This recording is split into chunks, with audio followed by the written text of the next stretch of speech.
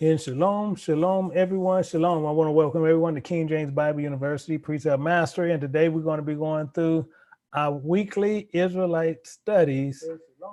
Uh-oh. Let me turn that off. 1 second. Let me get that turned off. I got to see where this is going at. This is on another one. That's where it's coming from. Got it. Now I should be good. So let me make sure that is good. Yeah, now all of them are good. I don't know why, actually. I don't even know I got 3 of them up there. Let me get rid of that one and that one. So I want to welcome everyone here. And today we're going to be going through our weekly studies, but we're also going to be looking at very deeply into Numbers chapter 31. We're going to go through that, but we're actually going to be using the preceptor to do it. So I want to make sure that everybody have their preceptor to go through it. And if you don't, as I said, you know, they do have the other version out, which is a more, it's a step down version. It's going for $149, or you can go for the professional version, which is $349. So it depends on which one you want.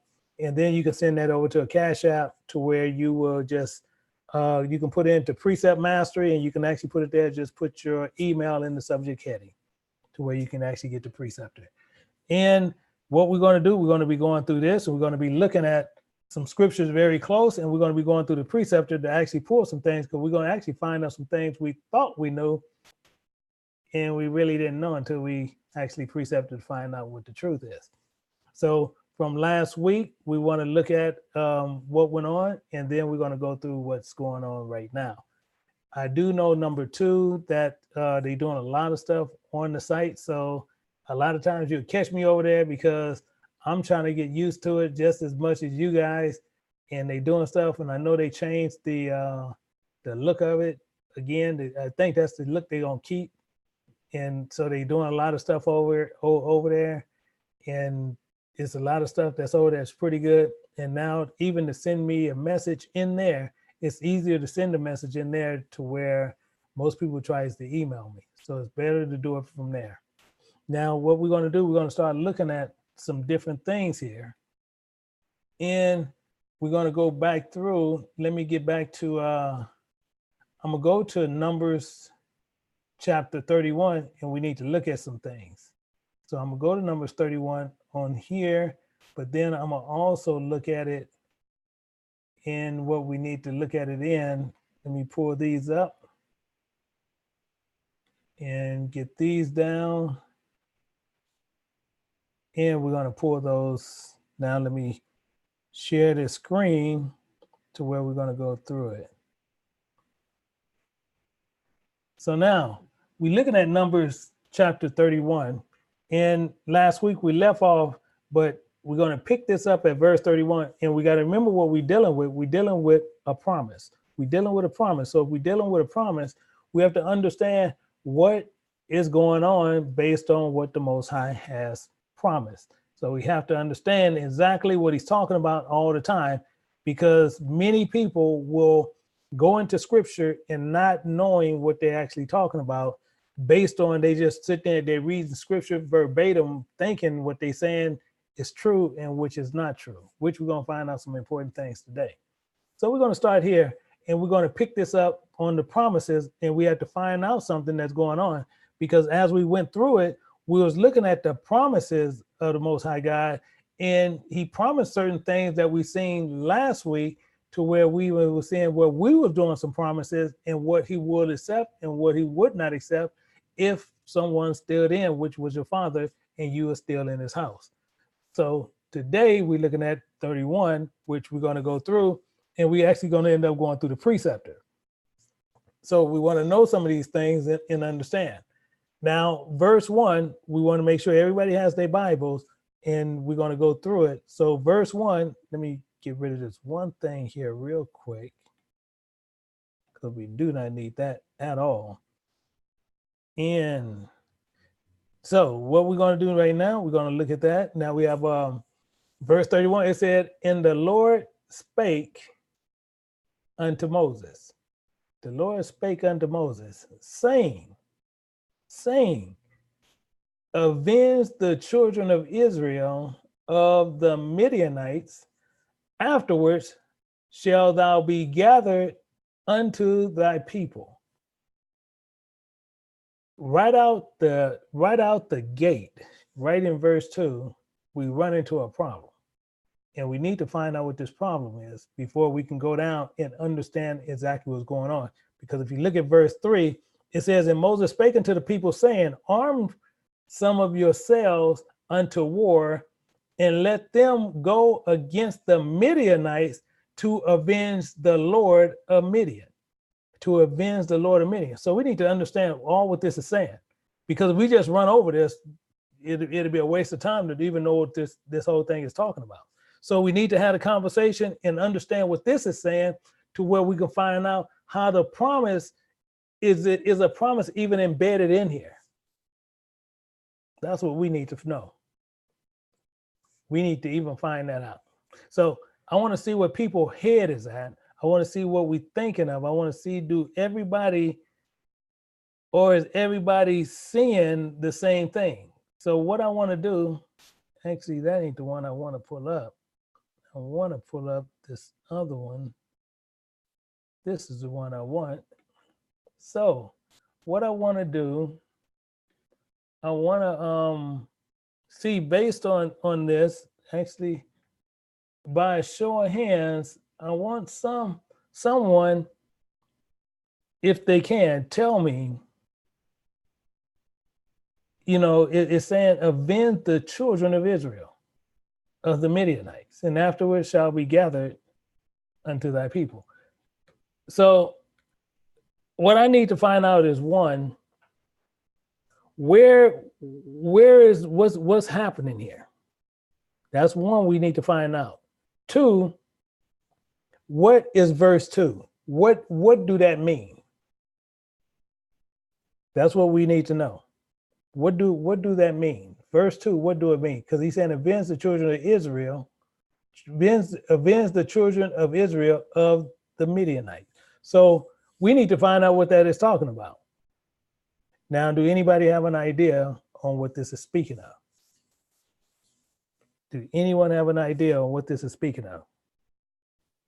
We have one. We have Michael Harper. We get ready to bring this brother up. Okay, Brother Micah. I was just going to take a stab at being gathered into thy people. So does it have anything to do with the way that Aaron was gathered? Because I was looking at Numbers 25 and 17. Okay, yeah, because you jumped up a little bit and you pull in history, but the thing is, we running into an issue right out of the gate, because he's saying, avenge the children of Israel of the Midianites. So we have a problem there. So we're trying to find out what that problem is. That's what we're trying to find out.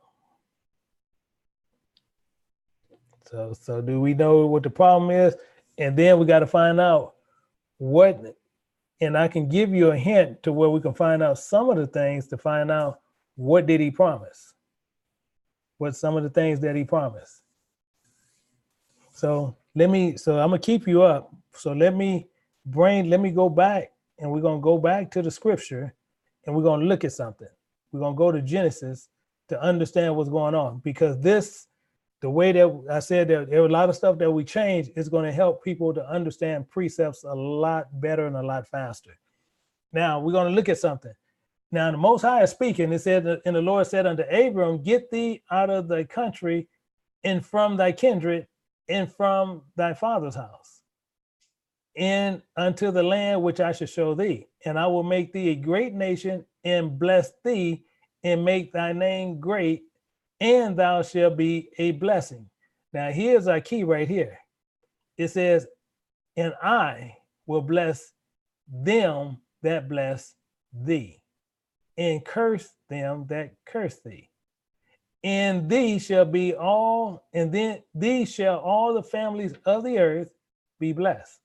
Now, this is your key verse on to understand what he's talking about over in Numbers. This is a key verse here.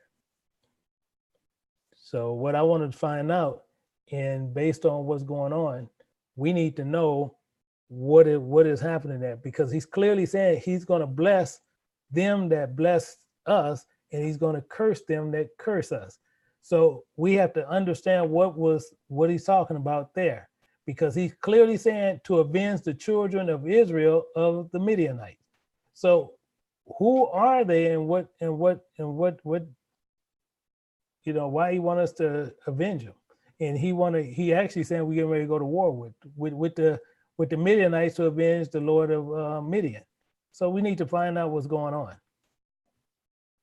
And right now, currently, we have no one actually in YouTube or in Zoom actually taking a crack at this. Am I still up?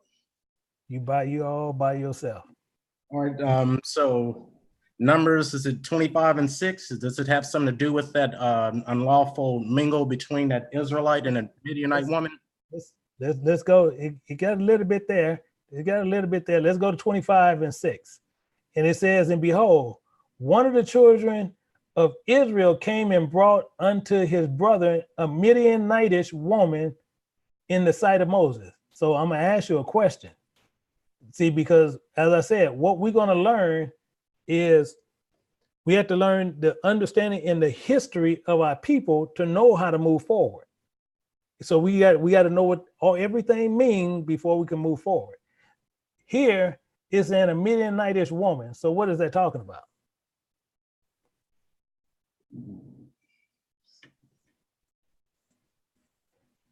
We have somebody else that's coming up, and you're on mic, so you can actually talk. And it's Marche. Marche. Oh, okay. How you doing, Marche? Sorry. I'm good. Yeah. How are you? I'm good. Good. Thank you. So, it's Genesis 25. Genesis 25, and what we're going to find there? Genesis 25 and 4. Let's go to Genesis 25 and 4. And actually, I'm gonna put this back up on 25 and 4, and it says, in the sons of Midian. So this is what you're talking about? Yes. I guess from my understanding, the fact that Midianites were probably descendants of Abraham, and going back to was Moses' wife and her father also being a part of that whole descendants and affiliation with Moses and his wife, and them going back to Abraham. Okay, so we have that, but we still have a problem. Okay. We still have a problem, my sister. We gotta get that problem worked out, and we're gonna get it. We don't worry, we're gonna get it worked out. Okay. We just dig to get it. However, we got one brother up here, and I know they're not gonna leave our sister hanging, and to where she need this answer. So let's go back in here, and I need some brothers to speak up, because we got a sister in here and she needs this answer.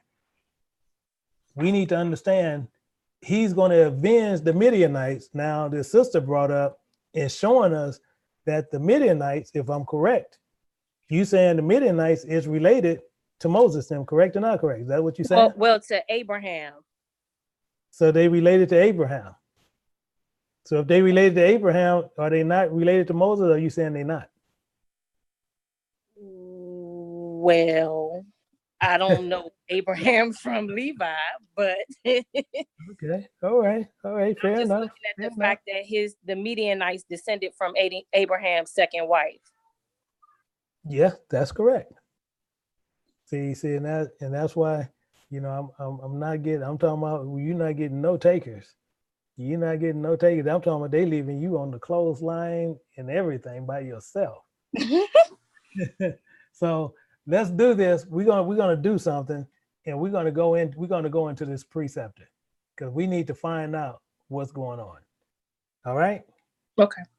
Fair enough. Okay. So what I'm gonna do, I'm gonna leave this open, and I'm gonna leave this open for anyone to come in as we going through it, because I want to make sure you understand what is happening all the time.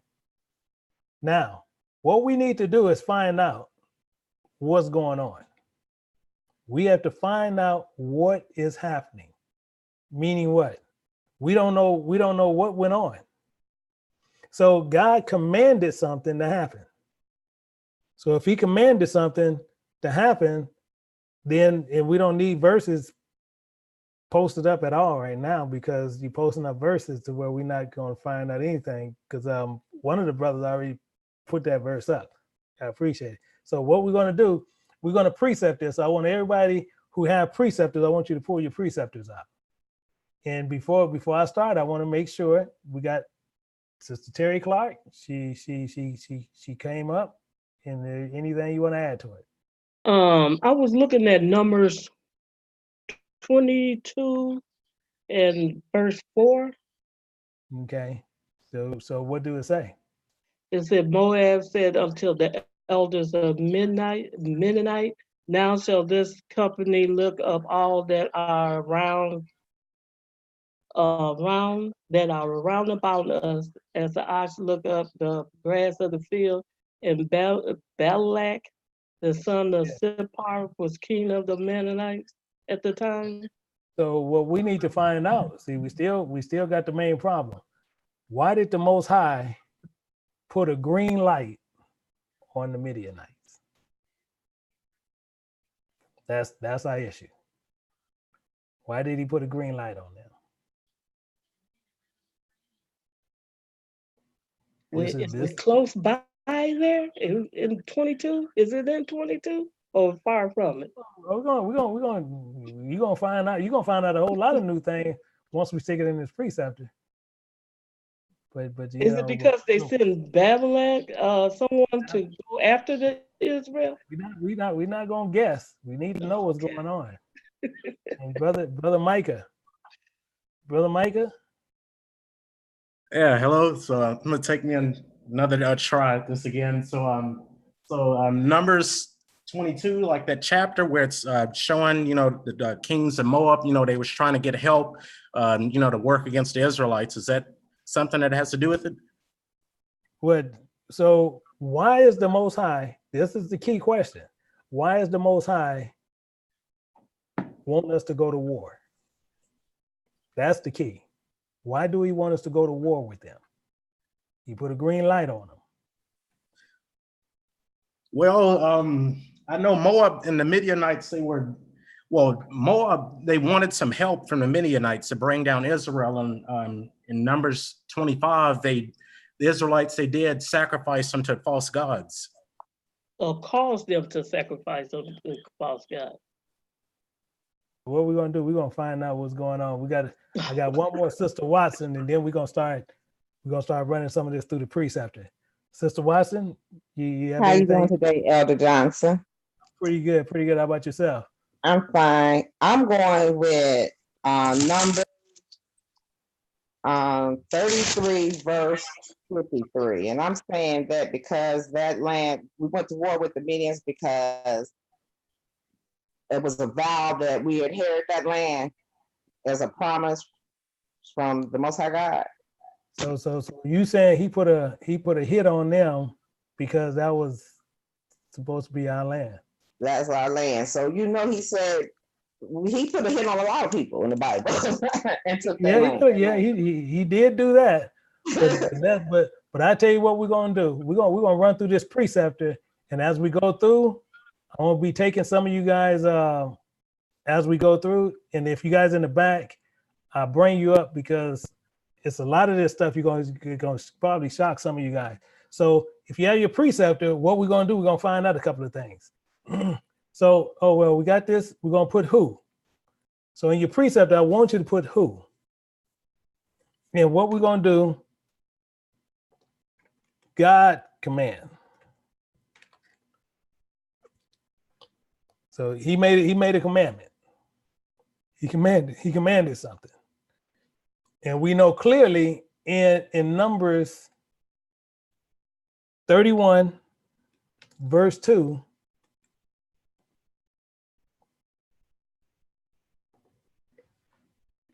he put a hit out on them. This we know. We clearly know this because we see it in scripture. But he did something else.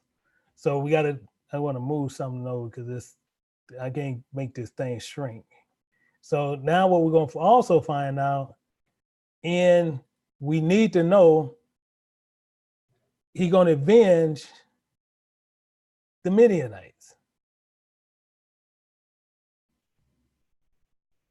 And what we're going to do. So we need to find out a couple of things. Why the Midianites?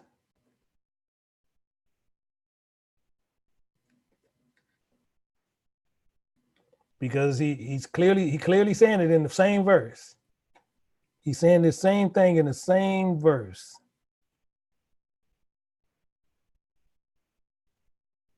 And we know they tied to Midian, because that's what they call Midianites. So then now we have who God command avenge, but why the Midianites? Why them? So we need to find out something that went on between God and them. Something went on that we don't know. And this is something that most people don't even know, because we're not precepting it. But when we go in this preceptor, we're gonna dig, truth gonna come up. It can't help but come up. So what we're gonna do, we're gonna go a little bit more. Who were the king of the Midianites?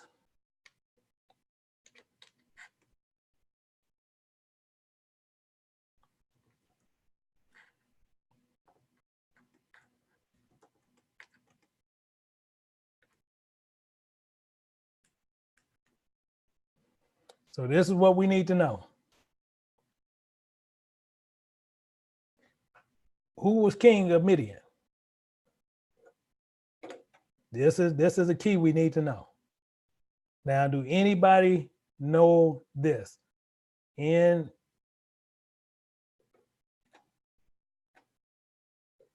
Marche.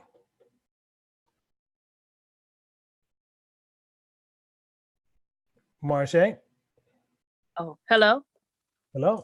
Okay, I raised my hand before you mentioned who the king was. So I need to know who is the king. And I don't want you to just tell me. I need you to run me to the verse, and I need to see it. Okay, you can mute me back. Okay. All right. So yeah, and what we do here, this is my first time seeing you, but what we do here, we prove everything by precepts. So if you can't show precepts, that's why we're everything got to be proven by scripture. All right, Sister Clark, who was the king of 31, Numbers 31 and 8. 31 and 8? So let's go to Numbers 31 and 8. Let's look at Numbers 31 and 8, and we're gonna see what we have to see. Is she honing in on this? Because I need you guys to pull this up, because we got people that's hanging out there that don't know. So we're gonna go to Numbers 31 in verse 8. Now, where you should have started in verse 7. That's the easiest way to do it. And it says, and they warred against the Midianites as the Lord commanded Moses. And they slew all the males, and they slew the kings. So we got to change some of this, correct or not correct? Mm-hmm. Because I got king. This says king, correct? Yep. So let's make some corrections while we going. So I put this the king who was king in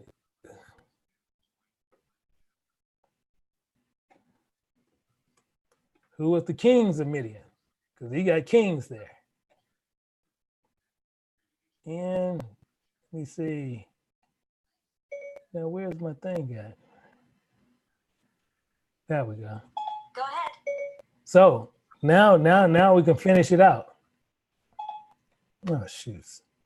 So now we can finish it out. So now we know, and they slew the kings of Midian, and the rest of them they slain, namely Evi, Rakim, Zor, Hor, Rabbah, 5 kings of Midian, Balaam, also the son of Beor, and they slew with the sword. So you got that one nailed down. So now it's not 1 king, it was 5. You with me? Mm-hmm. Okay. So now we got this down packed. So now what we're going to do, we're going to go in and we're going to put in numbers. We're going to put in 31, 7, and 8. And then we, just for our own reference, we just going to put 5 kings. All right, that's just for our records because we might need it later. So now we know the Midianites and we know the king of Midian, it was 5 of them. Now we got to go a little bit deeper. So now we know a couple of things just based on what we know was going on beforehand. Now Moses' father-in-law was in Midian. Correct or not correct? Correct. So my question is, I'm gonna go here. We need to find out what was Moses. I just put in-law to where it all fit. What was Moses' in-law?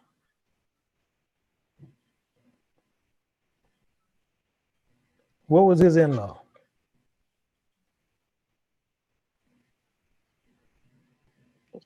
Well, we got to figure this out because we got to settle. We got to tear everything down to get it.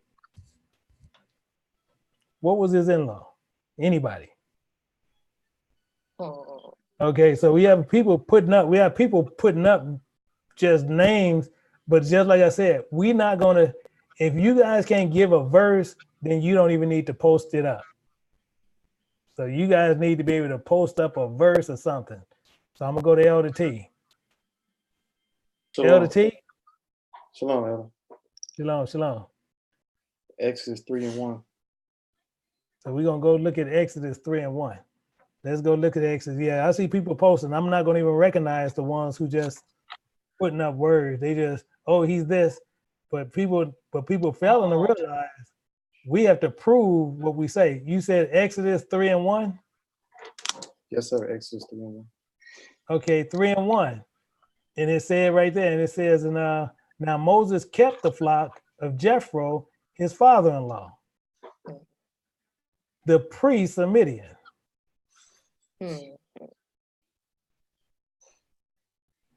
So we have that one. And I'll show you another place where you could have got it from. You could have went to Exodus, but we're going to use this one that he got. We can go to 18 and 1. And it says, when Jethro, the priest of Midian, that's showing you clearly who this man was. Yep. So let's got to stick this in the preceptor. So we getting some more information. So now we know he was a priest. So we got Exodus. You had 3 and 18, right? No, 3 and 1. 3 and 1. Huh? 3 and 1. And you had Exodus 18 and 1. And I had 3, I had 18 and 1. Okay. So now we know he's a priest.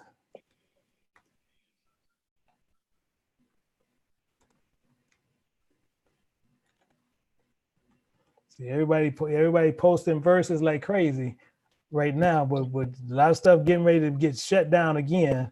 And then I don't want people to start being all quiet. See, they in there posting like crazy in the chat on the other side. So what we got to figure out some now, we're gonna put some more stuff in here because we got to figure out who this is. We have to figure out what's going on. So now we need to find out what this avenge is. I got to go back to it. So now we got all this stuff up and figure out what this avenge.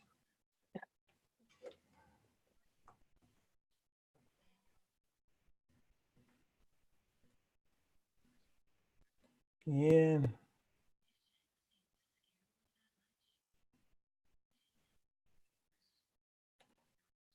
1 second. I want that to stay out. Yeah. So again, so we're gonna look at this. We got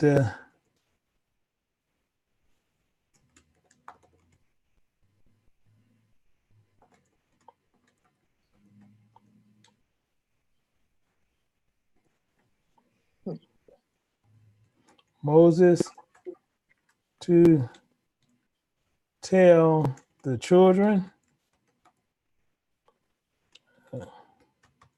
Israel to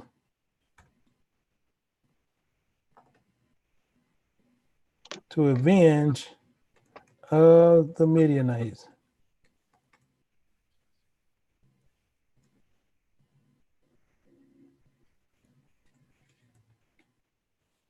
Okay, so again, we have all this section now.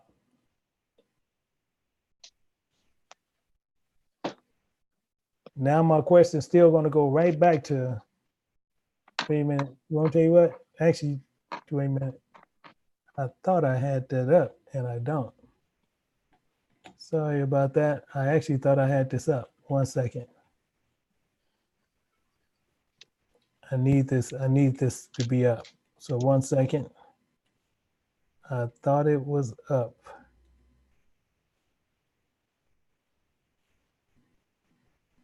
So let me go back. Let me push it back up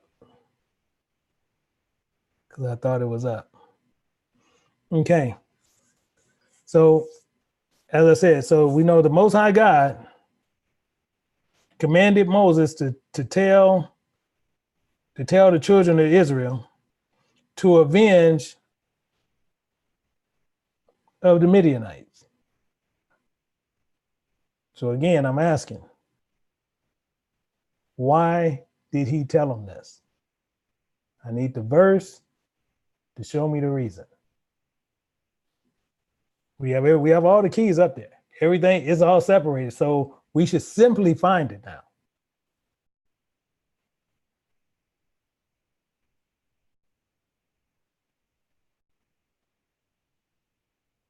Actually, let's do a little bit more. Let's go a little bit more. Okay, wait a minute. I got Brother Lynn up there. 1 second. And Brother Lynn, 1 second. Go ahead, Brother Lynn. Shalom, Elder. Shalom, shalom.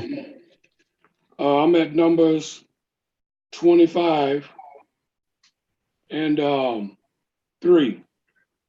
Let's go to Numbers 25 and 3. Let me put it up. 1 second. Or better yet, Elder, 25 and verse 1, and read down. Okay, so let me go there. 1 second. We're gonna go there. We're gonna look at it. Let's go to 25 and you said verse 1, right? Yes. Okay, so we're gonna go to Numbers 25. Because as I said, a lot of people, and this is something I'm talking about, get the best, these dudes who call themselves these teachers, it'll jam them up. Okay, so we're gonna go to 25. It says, "And Israel abode in Shittim, and the people began to commit whoredom with the daughters of Moab. And they called the people and sacrificed of their gods, and the people did eat and bow down to their gods. And Israel joined himself unto Baal Peor, and it angered the Lord and kindled against Israel. And the Lord said unto Moses, take all the heads of the people and hang them up before the Lord against the sun, that the fierce anger of the Lord be turned away from Israel. And the people said unto the judges of Israel, slay every one his men who that were joined unto Baal Peor." Okay, so. And verse 6, "And behold, one of the children of Israel came and brought unto his brethren a Midianitish woman in the sight of Moses and in the sight of all the congregation of the children of Israel, who were weeping before the door of the tabernacle of the congregation." Okay, so I'm gonna tell you what the issue is. As I asked him, what is a Midianitish woman? Is it an Israelite woman? Yeah, okay, I hear some coaching in the back, so we're gonna bring her up too. So Sister Lynn, I need to know what a Midianitish woman is. Israelite woman doing Midianite things, Midianite things. Exactly. A Midianitish woman is an Israelite acting like a Midianite. That's why that ish is at the end of her name. That's the reason why. That's why that ish is there. It's a characteristic of. And she was acting like a Midianite. And it's the only reason she was acting like a Midian, well, I ain't gonna say that, but we're gonna find out why she acted like a Midianite. So I'm gonna put that on you too. I was getting ready to tell you, but yeah, you know how I am. I ain't gonna tell you. I'm gonna make you pull it, cause we gonna get it, cause we want to know why. We want to know everything what's going on. So now we're gonna look at some more. Now we have Yah. He's saying Numbers 25:18. So we're going down to 25:18. He put the verse in. We obligated. We have to read it. So it says, "For they vex you with their wiles, where they have beguiled you with the matters of Peor, in the matter of Kuzba, the daughter of the prince of Midian, her sister, which was slain in the day of the plague of Peor's sake." So he got a lot of this right. He got a lot of this right, but this goes in a certain place. But he got a lot of it right. And that's that Yancey. He got that in there. He got a lot of this right. So right now he put in there because they beguiled them on the matter of Peor. That's what happened. And Kuzba was the daughter of the prince of Midian.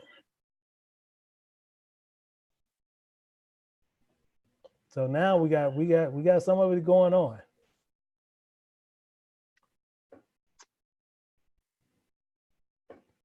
So what was happening? What was happening? Because he actually hit. I'm talking about he actually pulled a Michael Jordan on us. Yeah, he helped that out a great deal. So we knew that he's saying right there that they did something, that the prince of Midian, and they did something else. But we need to find out exactly what's going on, because if we find out, do anyone know what Peor means?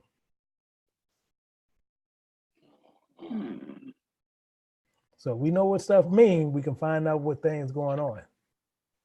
Because it's telling you where what they did was, saying same thing where it was talking about Baal, Peor, and all that. See, we got all that there. So what do Peor mean? If we know what Peor means, you can figure it out. And we have Antonio, he's using, well, actually we don't have to, 1 second, because we have to use Numbers 25:18. We have to use that because he definitely got some of it. In 25:18. So let's go, and we're going to read the one that Antonio have up, is Numbers 22 and 6. And we're going to see there, 22 and verse 6. And we're going to look at that. And it's telling you clearly, it says, "Now, therefore, I pray thee, curse me this people, for they are too mighty for me. Peradventure I shall prevail, that we may smite them, 22. and that I may drive them out of the land. For I want that he would bless it me. Blessed in whom thou hast cursed is cursed." So that is not really giving us anything, because this is actually just telling them what they want something done. That's not telling us nothing. So, and we have one that came out. He said it means strong passion. And actually, and that is it who came out with it, and they using Numbers 23:28. Numbers 23:28. We're gonna look at that, and we're gonna find out exactly what that means, and we're gonna go to 28. But there's one little piece we need to take off of there. So we're gonna go down to 23. It says, "And Balak brought Balaam to the top of Peor." All it means is the top of the mountain. That's all he was saying. That's all it is. So he's still right. And that's he's still right. Because he's just saying the name of the mountain in numbers. But it's just all Peor mean is a mountain. So he's still right, because most of them just call it Baal Peor. They just name it that, but it's Baal Mountain. That's all they've been saying.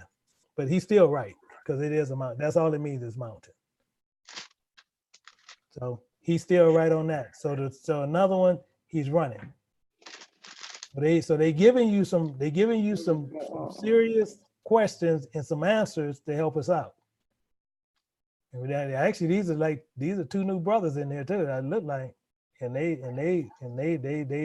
slaying this thing right now. Yeah. So oh, my mistake. That's a she.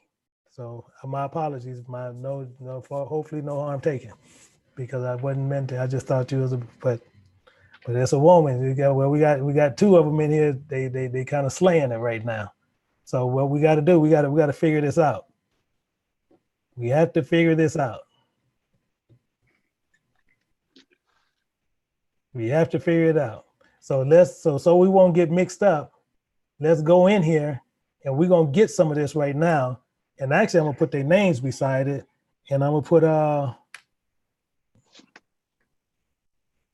Jans. I'm gonna put this here to where we'll know, and he's using Numbers 23, 28, and we have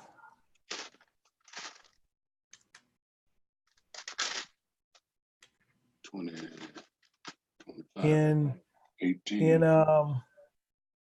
actually, oh no, wait a minute, hold on, I got that wrong.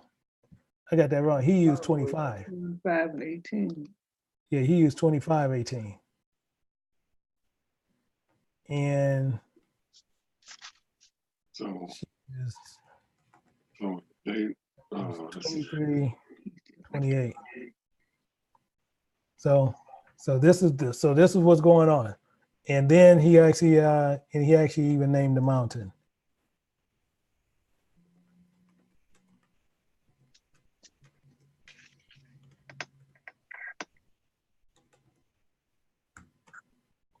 So we got that there.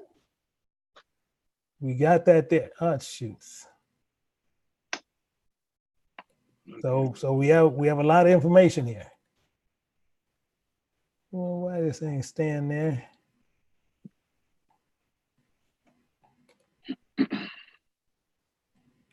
Okay. So now what's going on? Because he pulled out part of it. So we need to find out what happened. We need to find out what happened. Let's look at a couple of things. So we got to go back in history and look at a few things. So let's go, and we're going to look at Exodus. 1 second. Somebody done jumped way up in Psalms. Somebody way up in Psalms. I don't know what they're doing up there, but that's okay. We're gonna go in Exodus 18. We're gonna jump down to verse 10. Now let's look at some of this and see what's going on. It says, and Jethro said, "Blessed be the Lord, who have delivered you out of the hands of the Egyptians, out of the hand of Pharaoh, who had delivered, he delivered the people from under the Egyptians." So the pull the cart before the horse. So if Jethro did this, we need to find out something that's going on with Jethro, because Jethro is throwing everybody off. Why he's up here? Jethro is throwing everybody else because brother Yahtzee right here, he has a clear understanding on what's going on so far. But what we're trying to figure out is, we know that Moses' father-in-law is a priest. So my question to you is he the priest of the Most High God? Yes or no? Is he the priest of the Most High God? Where is he at? Yeah, because this going, if not, this gonna throw us. This, if we keep going, it's gonna throw us all the way off. So we know, because we got right here, he's stuck as a priest. Okay, so all I want him to do is prove the point. He actually saying no. So I need to know where you getting that from. Antonio saying no. What verse are you proving that he's not?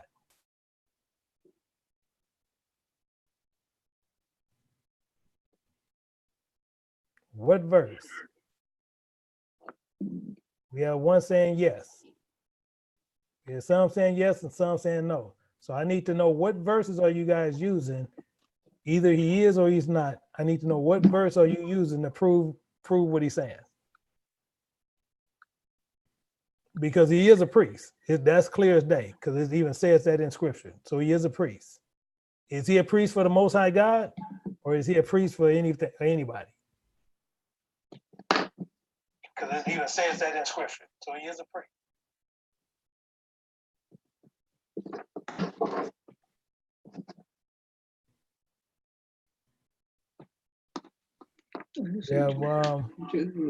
Okay, we have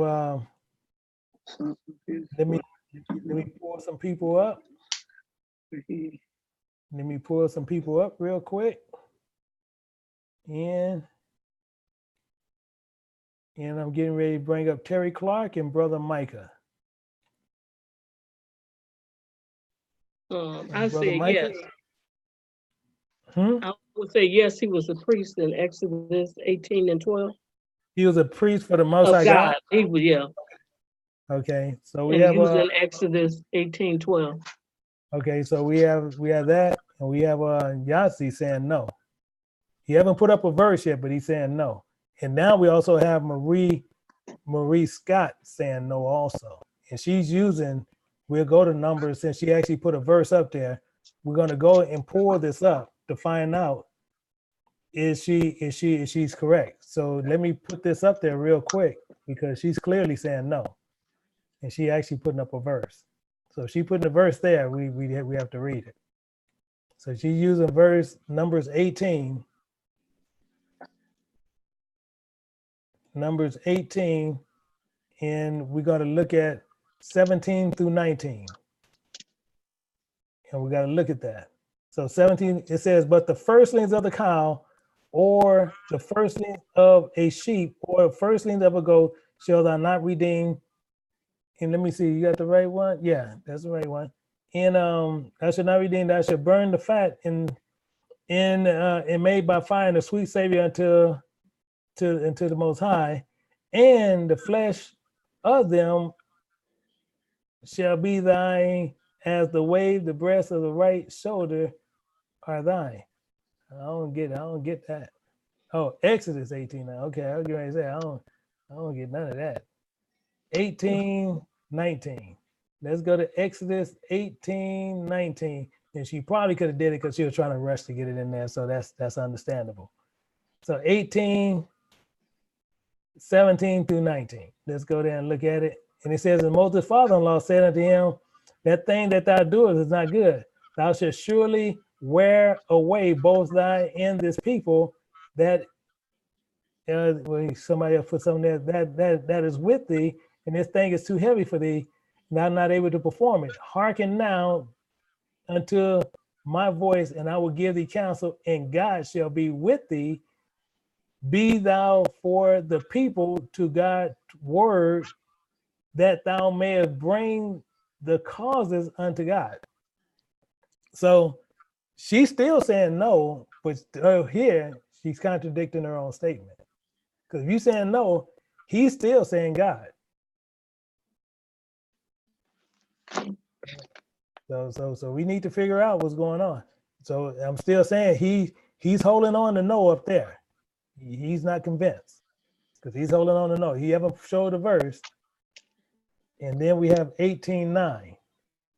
So we're gonna go to 18:9, Exodus 18:9 through 11. And let's go to 18:9 through 11. And I'm lost myself on this one. Now don't worry about it, because we're gonna hold to it. You just hold it hold your gun. 18:9, and we got to see. And let's see, it says, and Jethro rejoiced, for the goodness of the Lord had done to Israel, whom he had delivered out of the hands of the Egyptians. So again, these are just saying he rejoiced. So what we're trying to find out was Jethro one that's doing it. Now we have one in actually the young lady. Let's go to hers. Is 18:9 through 11, and let's look at that again. It says Jethro rejoiced. And wait a minute. Let me see what she had there first. I want to see what did she have.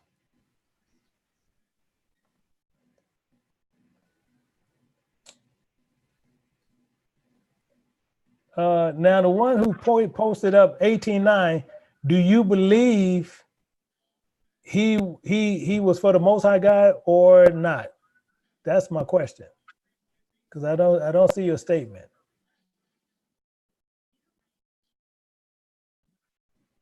I don't see your statement.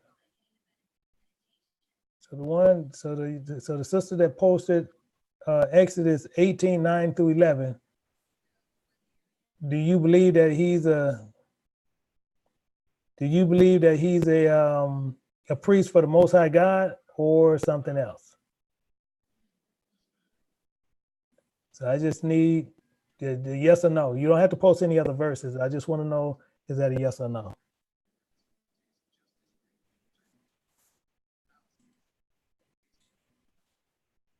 So we don't have anything so far.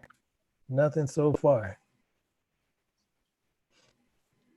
But what we're getting ready to do, let's look at this. Let's go over here and we're going to look. So in Israel, join yourself to Baal Peor, and anger of the Lord was kindled against Israel. And so what happened here, I would have used one extra verse where she actually put 9 through 11.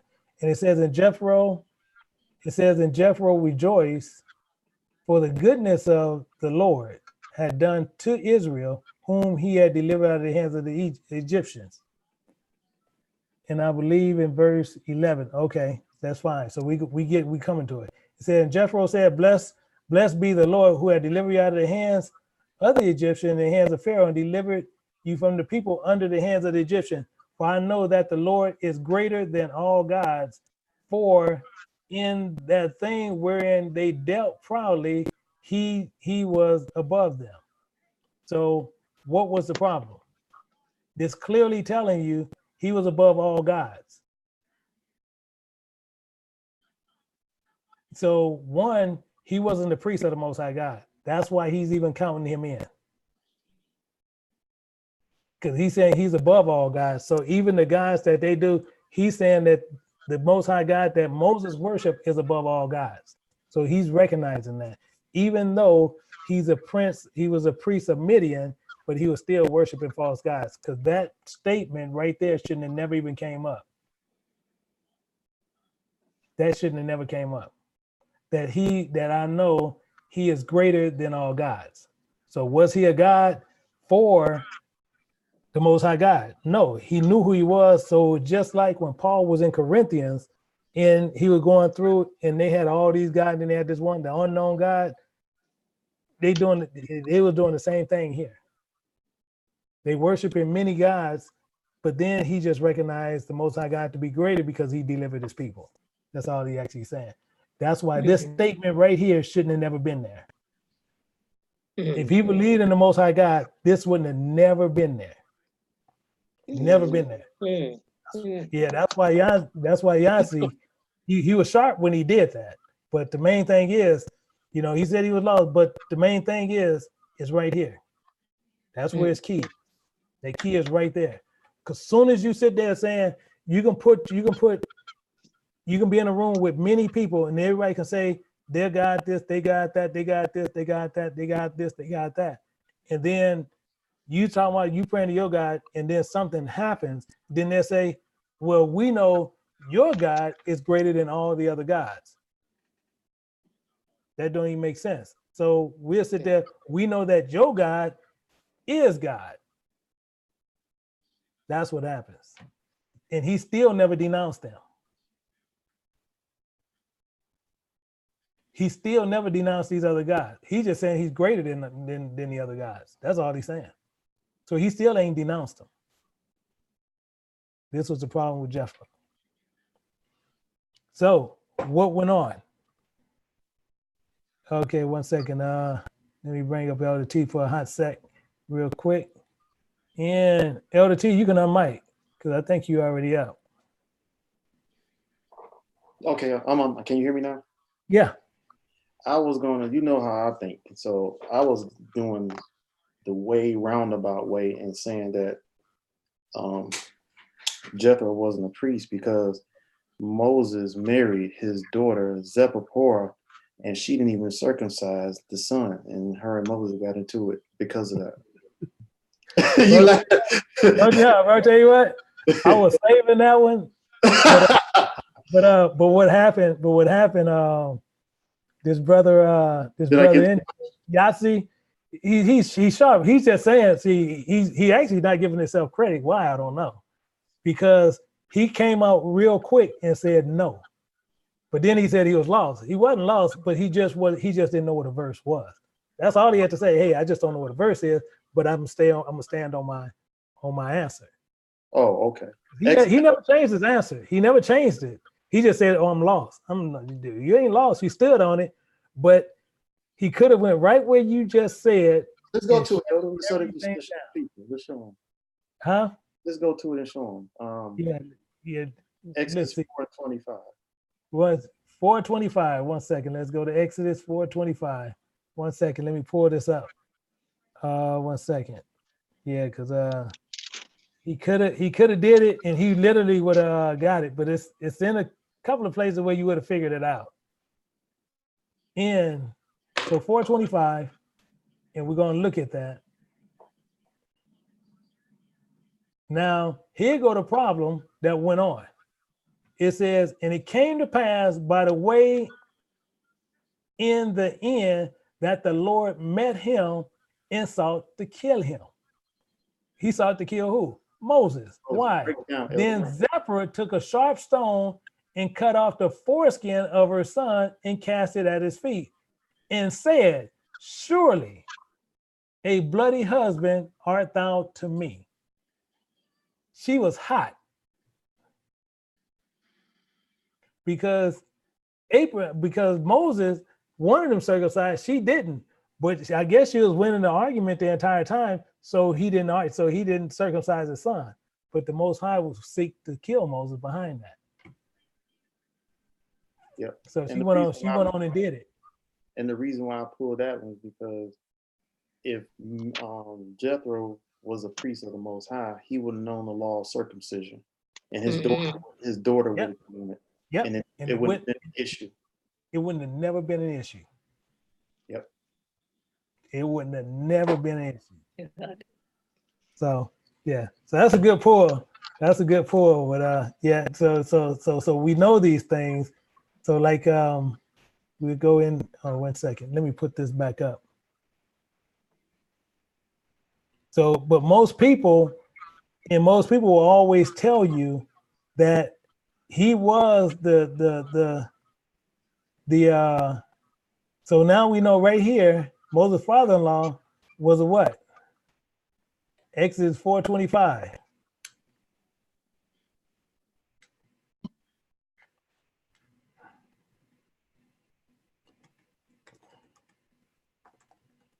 Oh, 1 second. Dang it. I got it. I want to put it another way. Well, other gods. So we know he's a priest of other gods. That's what we know. So now, see, most people will tell you he's a priest of the Most High God because the counsel he gave to Moses. But what people miss is He's giving him counsel, but you got to remember, he worshiped any God. So he know mixed doctrine. So he just saying, hey, I'm gonna give you counsel, you do this thing. So he's just giving him some wisdom, imparting some wisdom to him, and that's all he did. And then he said that your God gonna bless you based on what I'm telling you what to do. That's all he was doing. So let's look at it. Let's look at another spot in Numbers 18:1. I mean Exodus 18:1. And actually, did I have that one right? Yeah, 18:1. Yeah, it says when Jephthah the priest of Midian, Moses' father-in-law, heard all that God has done for Moses. See, these are keys where it tells you everything. All that God. He would have said his God. His key is always in there. And for Israel, his people. Why he got his people?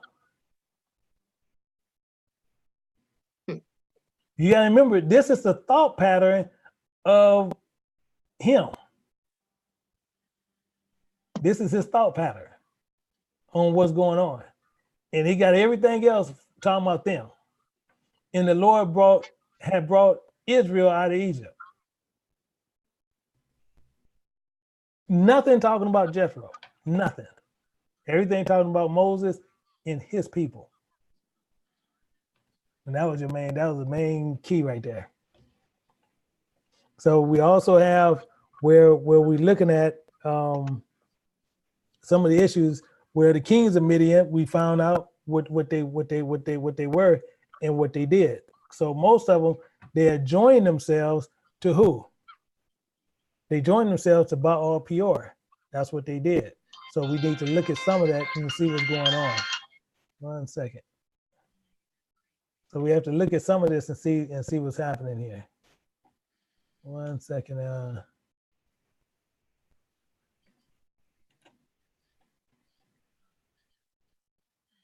Why is it not doing it? Oh, there we go. So we have to look at and I have a couple of questions and answers. Yeah, people just putting in questions. Okay.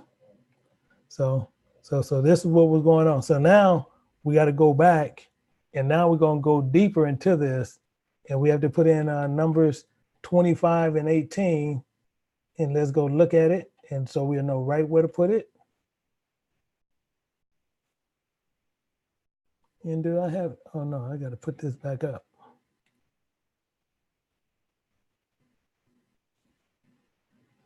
Numbers 25 and 18. And as I was saying, that was part of the problem. See, he said, so now we're going to look at verse 16. We're going to start at verse 16 and see what part of the problem was. It says, and the Lord spake unto Moses, saying, he said, who what? Vex the Midianites and smite them. For they vex you with their wiles. They just being crafty. Doing what? Wherewith they beguiled you on the matter of Peor, of the mountain. Doing what?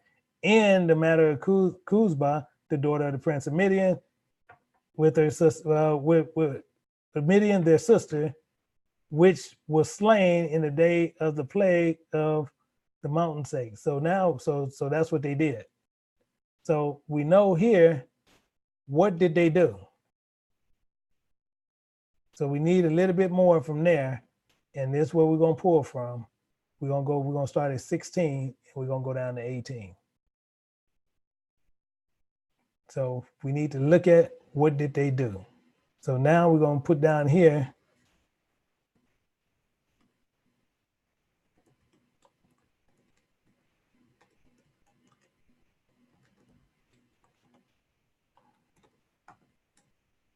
Numbers 16 through 18. So now we know what they did. This is what they did right here. Actually, I want to see if I can copy it to where we can actually put it over. So we can put it over, then we'll be even better off. So let's go through here. 25:16 through 18, but I can.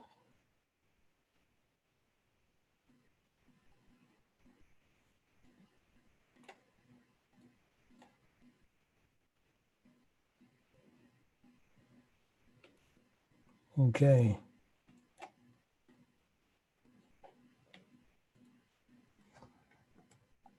Nope, can't do that. So I do this.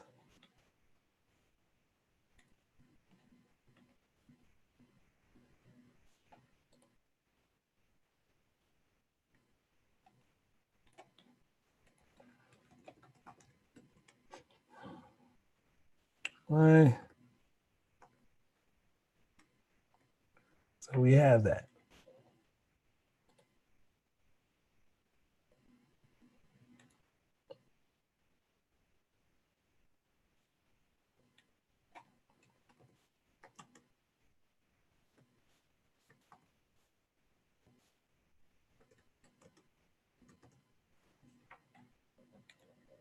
So now we got this.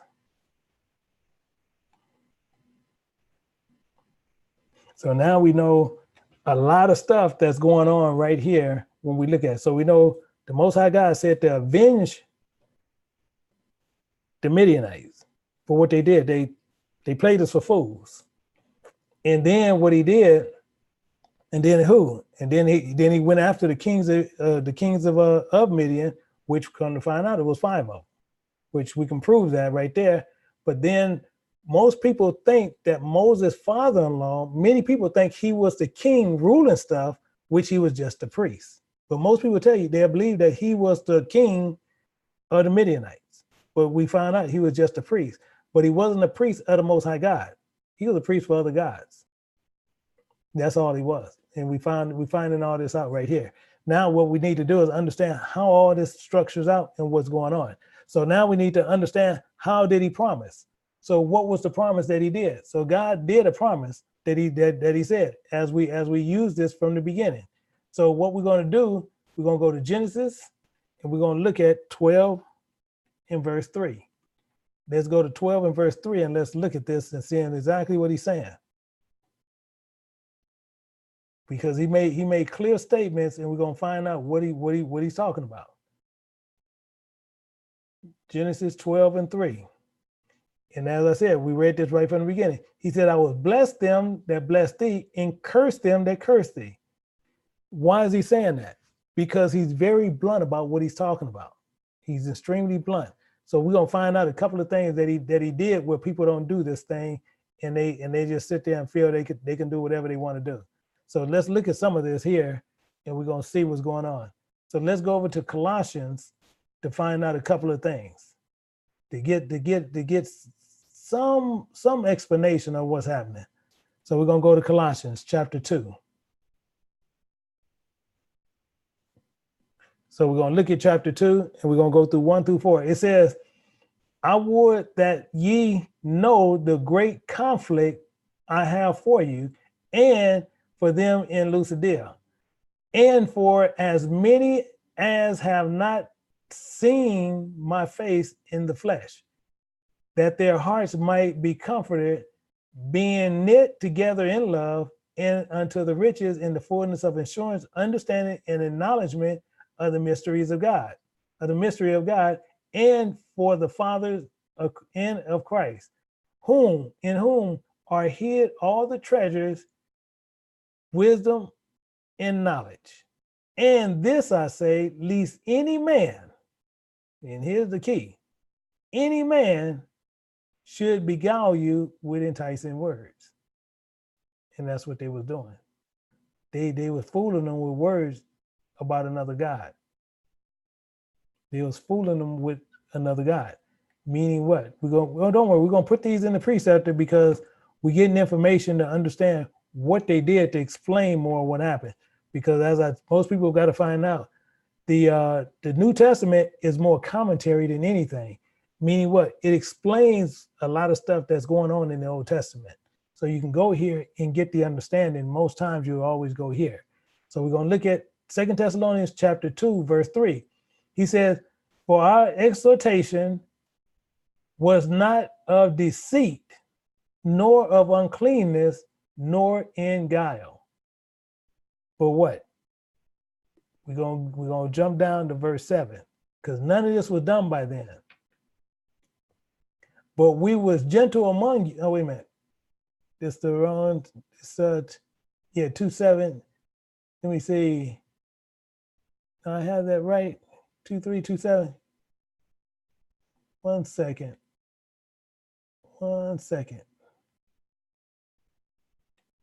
That's the wrong one. That's what I'm figuring now.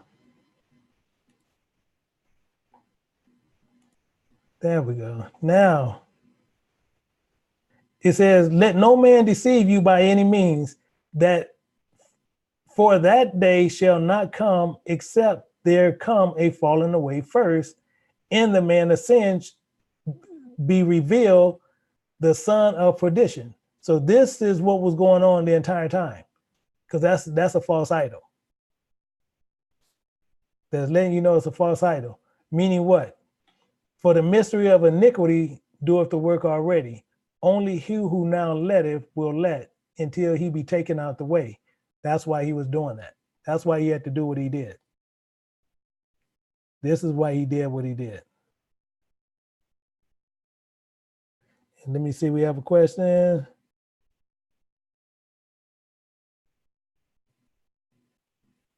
And the main thing is, we're not even talking about that. If you want to talk about that you need to find another time to do all that, because right now we're on something completely different.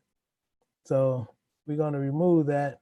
And if you want to deal with that somewhere else, you go deal with that somewhere else right now, because we're dealing with something else.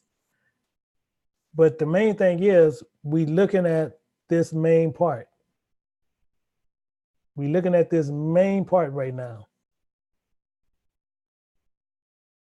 So how can we sit there and look at what went on? Because they first have to be taken out the way. So if they're going to first be taken out the way, we got to look how it's broken down and what he did, because these Midianites was doing something that was different. So let's go here. Let's look at something else. Let's get some more information, and then we're going to put them all in the precept to put it all together. So we're going to go to Deuteronomy chapter 32.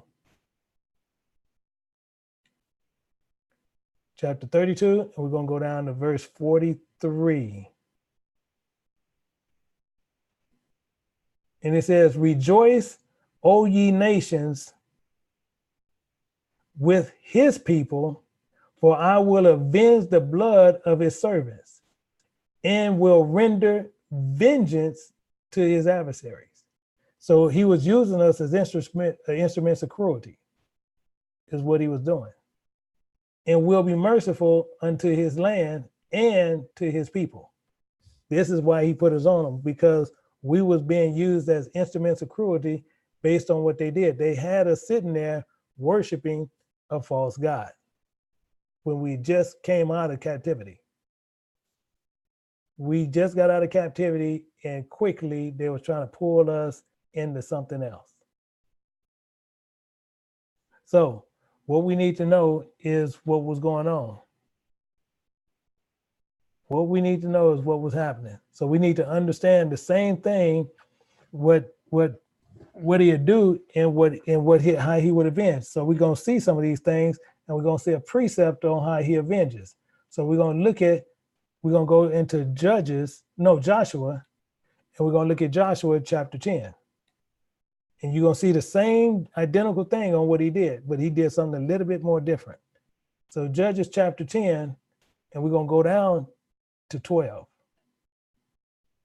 And it says, this then spake Joshua unto the Lord in the day when the Lord delivered up the Amorites before the children of Israel. And he said in the sight of Israel, Sun, S-U-N, stand thou still upon Gibeon, and thou moon in the valley of Avon.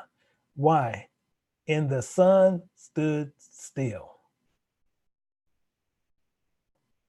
And the moon stayed until the people avenged themselves, again, themselves, upon their enemies. And then it goes back into, is not this written in the book of Joshua? So the sun stood still in the midst of the heaven in haste not to go down about a whole day.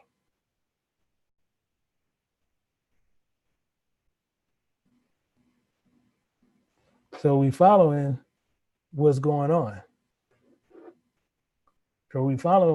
So he did the same thing. He did the same thing. So when he avenges many times, we are being used as tools to be used to pay someone who is the enemy of the Most High. The same thing, he will use them to make us pay for what we're doing. He do the same identical thing. Same identical thing. This is why they did Moses. This is why they did these certain things. So what we're going to do, we got to look at some of how this is going to break down. How this is going to break down. Let's go back up to Numbers chapter 31, and we're going to see how this all breaks down. So Numbers 31, and we're going to see how this breaks down with the promise. So Numbers 31, and it says what? It says, and the Lord spake unto Moses, saying. So he spake unto Moses, saying. So now we want to understand exactly what this is talking about. So we need to break this down. So now we're going to break this completely down, and we already have it over there in the preceptor. So how are we going to break this down? Let's actually, I'm going to tell you what, I didn't bring that up, but let me bring this up real quick to where I can do this. 1 second. I'm going to bring this up.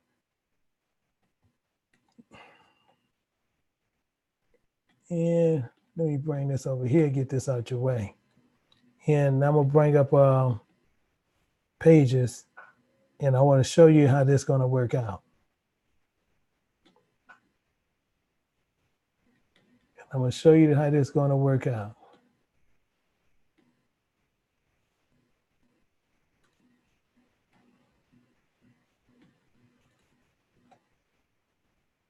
Let me get this prepared. Let's break this down, and then this will help you with the preceptor. So many people go through. So now I'm gonna sit there, and we're gonna look at this.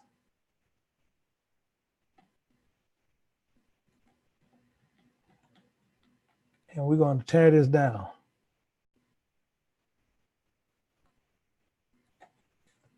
Oh, wait a minute, I got too much, I copied too much.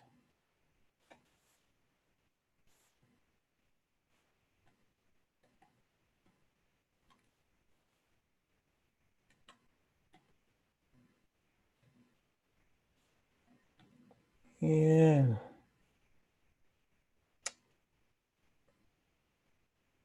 view. Okay.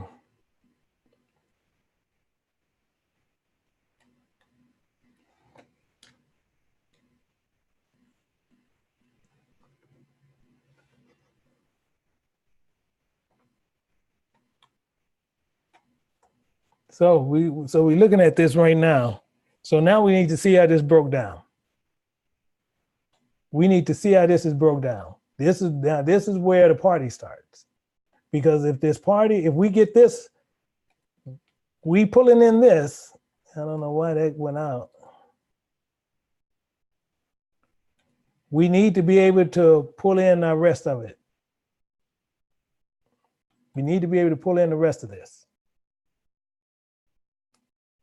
So how do this break down? So what I'm gonna do the first one. So we know clearly right here,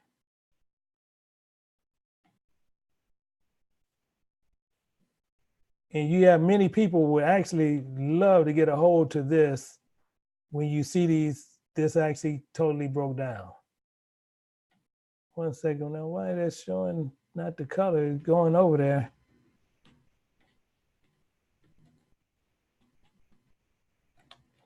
Why is it not? Oh, well, let me try that again.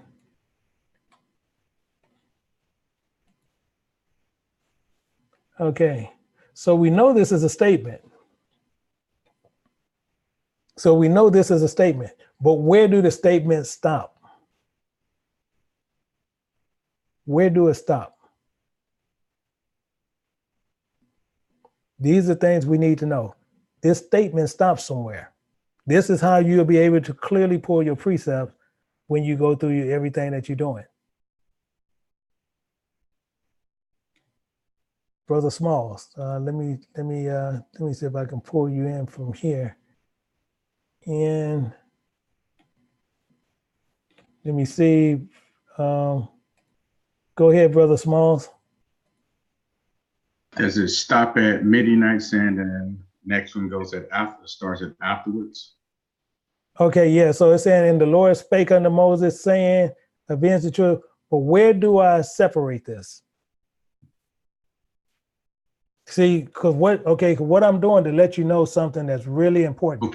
Okay. What I do, I as I tell him, most people know, I read mainly my Bible in Hebrew. That's what I do. But for me to transfer the knowledge that I see there, to transfer it in English, is what I do right here. So I had to find out when he's making statements, he's making commandments, when he's announcing something, when he's elaborating on something. I have to separate that when I come over here because it's broken in a way to where how the language read over there is broken. So the only way I can correct it for myself to understand it is to do this.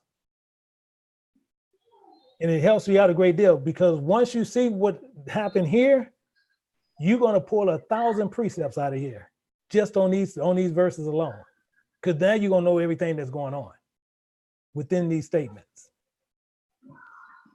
So that's why we need to know what happened and where do these things go? Where do this stop at? And the Lord spake unto Moses, comma. Go ahead, work it out.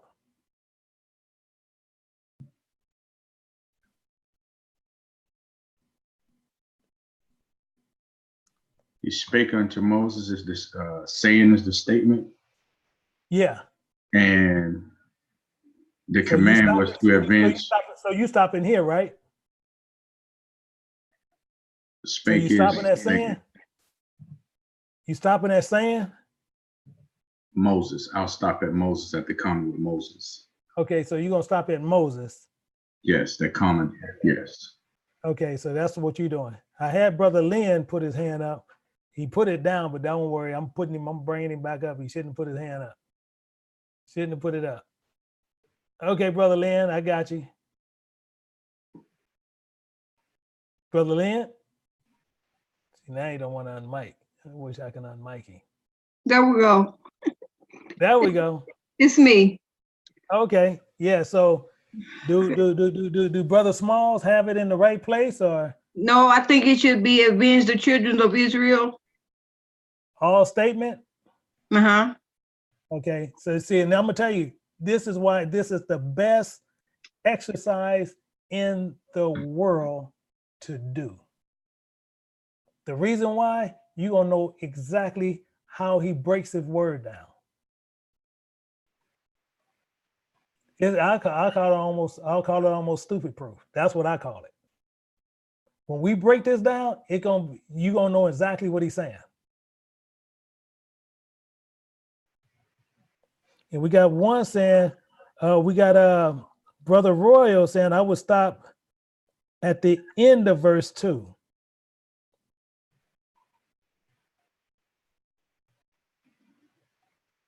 And one saying I would stop at Midianites. See, I'm gonna tell you, you don't. If you knew how important this is and what makes me feel so good, everybody gonna have the understanding. Everybody gonna get this same understanding in a little bit. Everybody gonna understand it, and then there's nothing nobody can do to take it away from you. That's the beautiful part. So this is why it's so important to where we're gonna know how language works. Okay, Sister Watson. I said we stop at the end of people, and then the next statement would start and end at Midian. Okay, so you saying you'll stop it right here. Right. At the end of people, yes.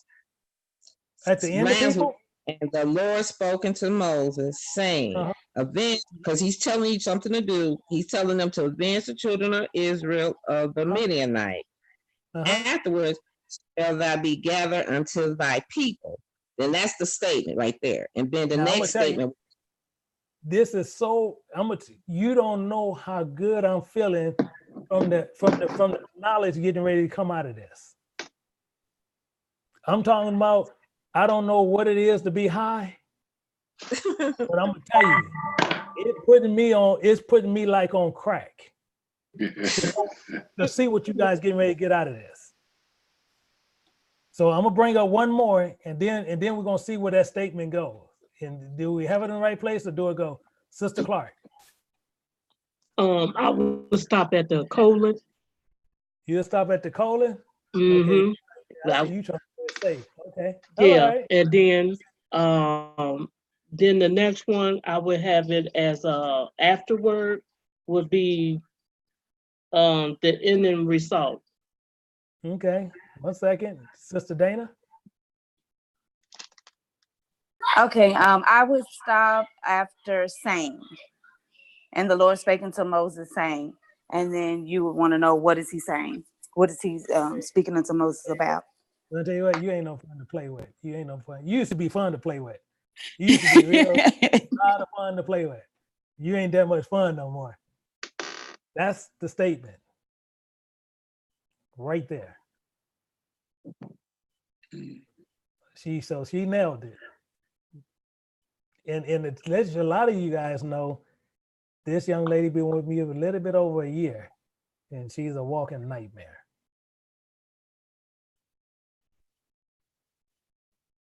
But she used to be fun to play. I used to put her on the line all the time. But all the time. She ain't that fun. She ain't that much fun no more. She used to be fun to but she ain't that much fun no more. She kind of nailed stuff. So she got the first one broke down. So what is the next thing is being stated? Avenge the children of Israel. Yeah, avenge the children. So what should be there? Cause we're gonna break this whole verse down. We gonna tear all, and we gotta be here to command. A command. Okay, who said that? Sister Lynn? No, I did. Clark. Okay, right on. Okay, so when you get it right, actually I need to put that line. When you get it right, you know I'm gonna type it in.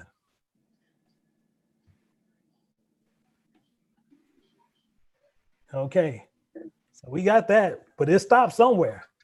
At the colon. At the colon? Mm-hmm. At the colon or where colon? You just saying colon. Oh, avenge the children of Israel of the Mennonite. I would stop right there. Okay.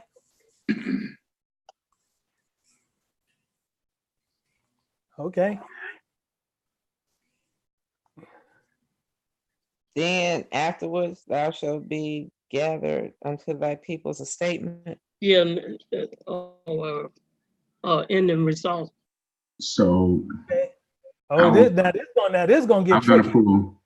I will pull afterwards up with that. Afterwards shall thou be gathered unto thy people. That's part of the command.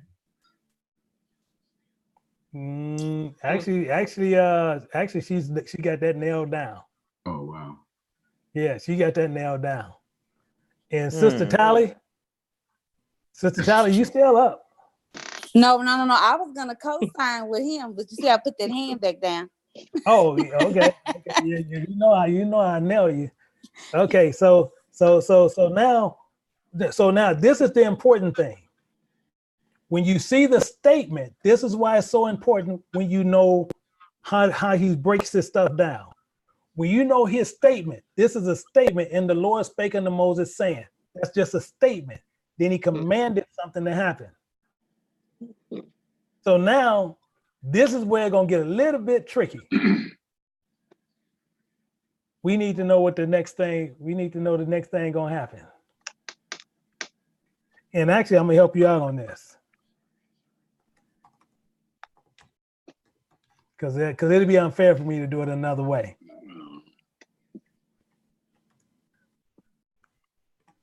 So, but what I am going to do, I'm not going to tell you where to break it at. This is a background temporal, meaning just temporary on something that's going on. Actually, I just put temporary to help it out.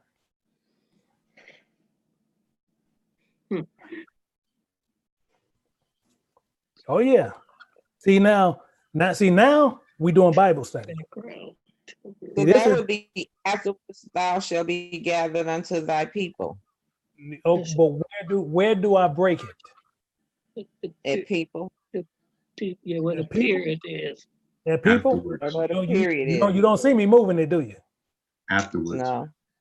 Huh? Who said that? Who said that? Oh, afterwards. Yeah, okay. One of the sisters. Who? No, who said that? The guy did.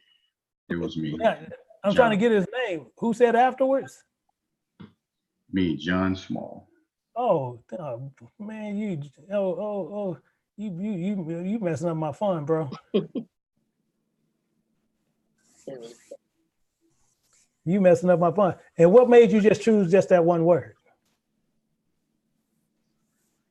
It's a statement all by itself. Or a connection. It's in afterwards. That's the key. Okay, I got that. That's the key. Now, what we got?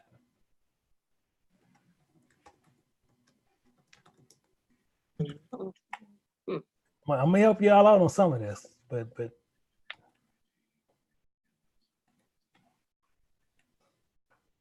I'm gonna tell you, YouTube think they ain't got to say nothing, but I'm getting ready to jump on them too. See, that's why I want Yasi. I want him over here to where I can push him, because he's getting a lot of this right. He got a lot of this right, but I need him on this other side to where I can push him. But we need to know where this stops at. Thou shalt be gathered unto the people. Or shall thou. Yeah, I gotta let me know. I have 6 people up. Thou shalt be gathered unto the people. Thou shalt be gathered unto the people. You saying right here? Yes. Okay. What else we got? Another statement. This dang James L. Jones getting ready to get on my nerves. Yeah. He's right though. Yeah, he's right. He getting ready. See, he messing up my fun. I like to have some fun. He kind of jacking me up. I see what he's doing, because he's studying these words now. I see what he's doing. Mm-hmm. But he's tearing it down. So let me do this. Actually, let me make these a little bit smaller where I can get everything there. Oh, okay. Because that's what he's studying. I know what he's doing. Because all you gotta do is study and you'll get it. So if that's a statement, would the next one be a command? Sometimes not necessarily. Okay. But now you saying after this statement of Moses in 3, But where do we stop this at? At the people. Saying again, comma. Saying again, I go with what he said, saying. Oh, yeah, Okay. saying. I Then didn't he's see going to that. relay the commands of the Most High. Right. He messed, man. See, he messing up all my fun. In the command. Okay. He messing up all my fun. See, and this is okay. See, I just knew we'd be on this one for a minute, but he and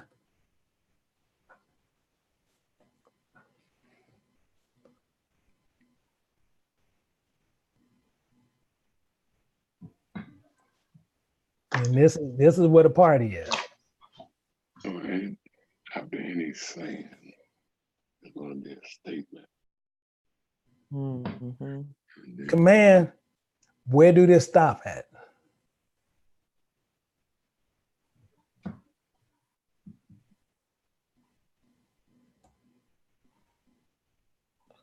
Let me see. Now I get where we're going.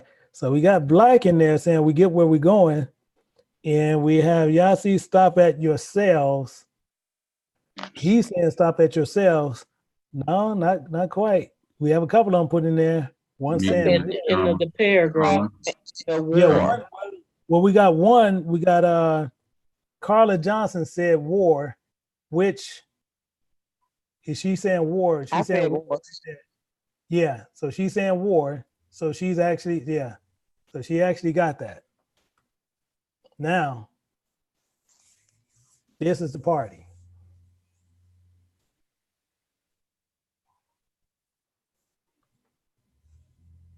This is the party. Command. It's No. Read an that announcement. It's a connection. Read it real close. Read it real good on what's going on. So it's a command. Can it be a command behind a command? No, okay, we got to remember, he said, and let them go against the Midianites and avenge the Lord of Midian. Pay close attention. That's why I say pay very close attention to A the statement? word. A statement? No, it's not a statement. You're getting around there. Background temporary? No. But I'm gonna tell you, you guys. Is it another announcement? No. We already said the announcement. So then I'll tell you what, we got Maria Scott and Belinda nailing it down. Yeah, they nailed it down. So we can put the purpose. Oh my goodness. You see it? I'm so mad at myself. They nailed it down right there. Purpose of the reason. Yeah, them two We sisters should right have there. known it. Yeah, them two sisters nailed it down. Now I'm gonna show you why this is so dangerous. Now, you got everything you need in here. This is your key. Actually, let me do this. This is the key to what's going on. So this is what's happening here. The statement, you know.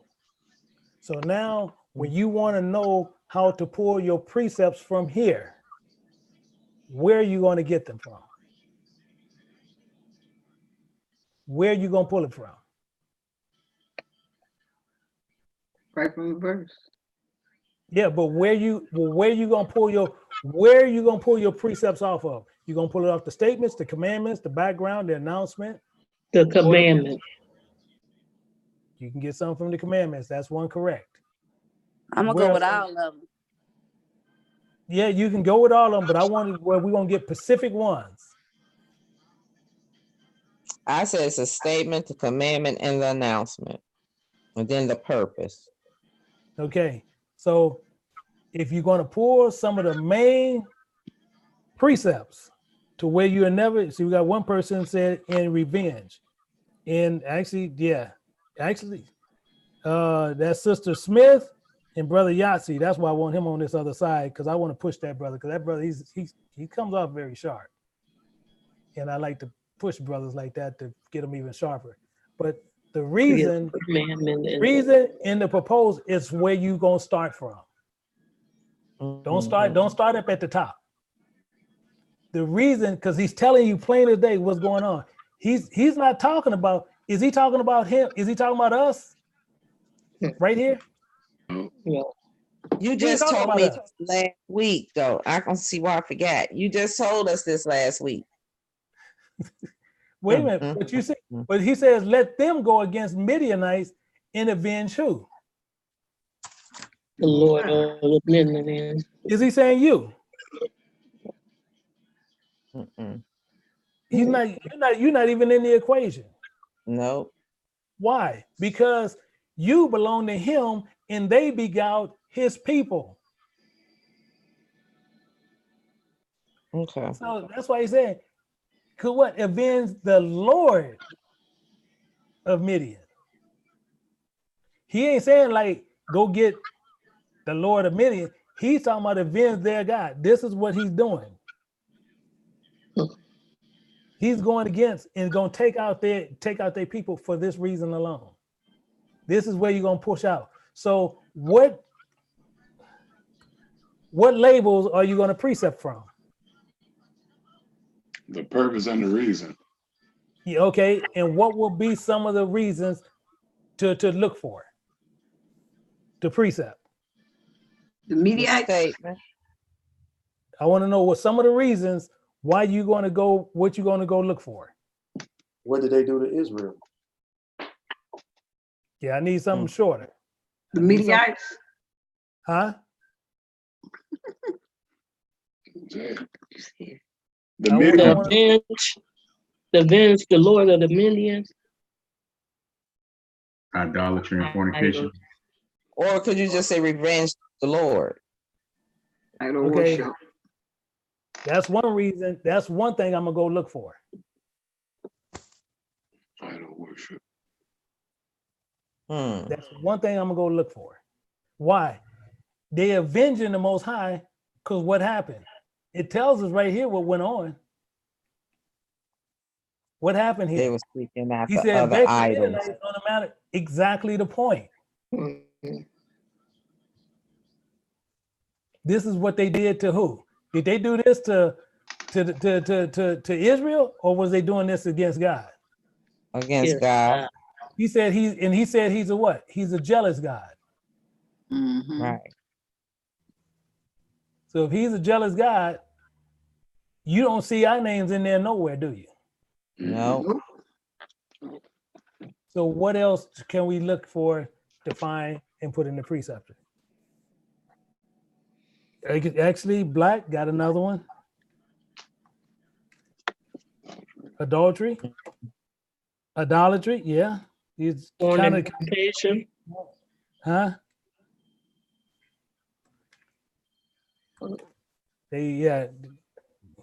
Ooh, dang. He hit that kind of hard. Spiritual fornication. Yeah, he hit that kind of hard. Yeah, that's what Nick Sunday done stuck that one in there. Yeah. What else can I precept from?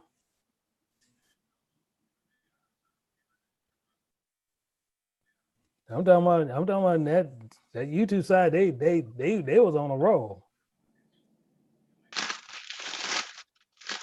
Let me get some of that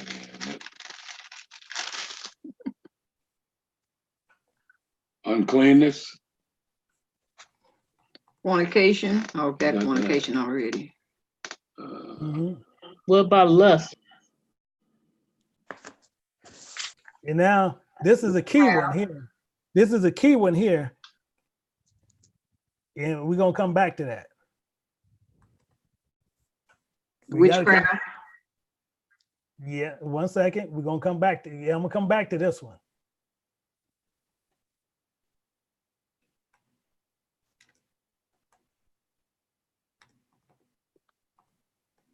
So basically, it's the stuff that was in the book of Romans. Yeah. So now the only one which you got us, see, homosexuality is not there. Homosexuality is not there. See, that's where we get caught up. Was it covenant breakers? Huh?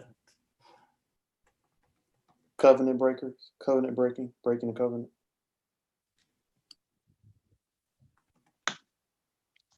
Conventionist. Huh? Covetousness. Covetousness. Oh, lasciviousness? Yes. Yeah. Wait a minute, I gotta see how to spell it. Deceitfulness. Huh? 1 second. Wait a minute. 1 second. 1 second. Let me get this lasciviousness to make sure I spell it right. Gotta make sure I spell that right.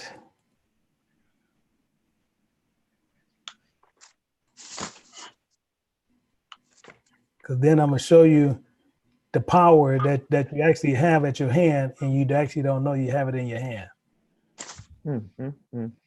Yeah. Hey, won't tell you what? I said the same thing to myself. I said the same thing to myself when they showed me this. Elder, And this is one of the first things that they made me break down like this. And when I found this out, I shook my head at myself. Now, I'm gonna tell you why we're going back to lust. Lust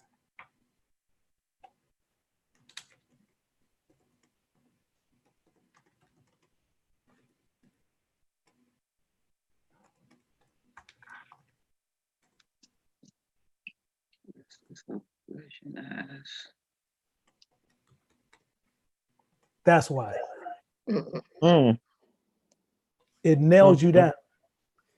Because when you lust for something, you lusting for it clearly out of the flesh.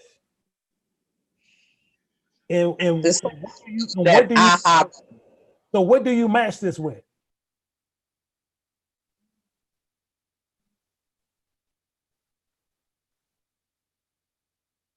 What will you match that with?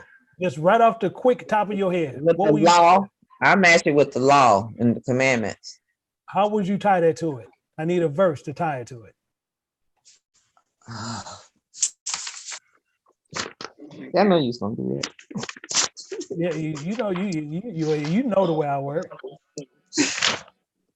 You know the way I work.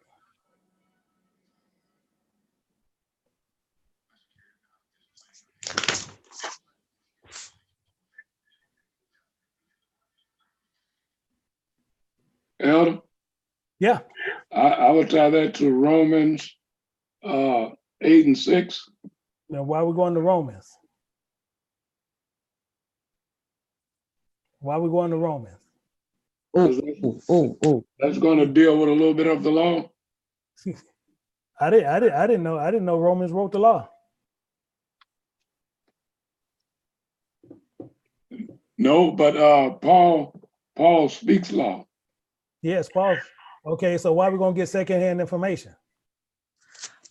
Mm-hmm. Yeah, he just want to be defiant. See, I know he can explain it over there, so I ain't denying. So if you notice, I ain't denying what Brother Lynn is saying, but I want to know where Paul got it from. I just seen that in Deuteronomy. Where do it originate from? Oh, I got what it said. Mm-hmm. The law, the commandments, the law. Where do it originate from? Oh, see, now some of them. See, I see. Numbers. I need Sister Belinda. I need Brother Black. I need Brother Carla Johnson. I mean, Sister Carla Johnson. I need Yahtzee. I need y'all to put some verses in here. I don't need y'all sitting back and saying, I'm not going to answer. Yeah, I know you're not drinking some water. I know you didn't walk away. You gotta put some verses in here to where we can get this information. Because we need this information. So, and they sharp enough to where they get it. And Sister Smith is on that side. I need her to put some info in here, and I need some verses. Where did this lust of the eyes and the flesh come from? It's in the book of Genesis when Eve got beguiled by Okay. Satan. Okay, so now you want me to bleed you? Want me to bleed the Bible? You want me to bleed the Bible? Show it to me.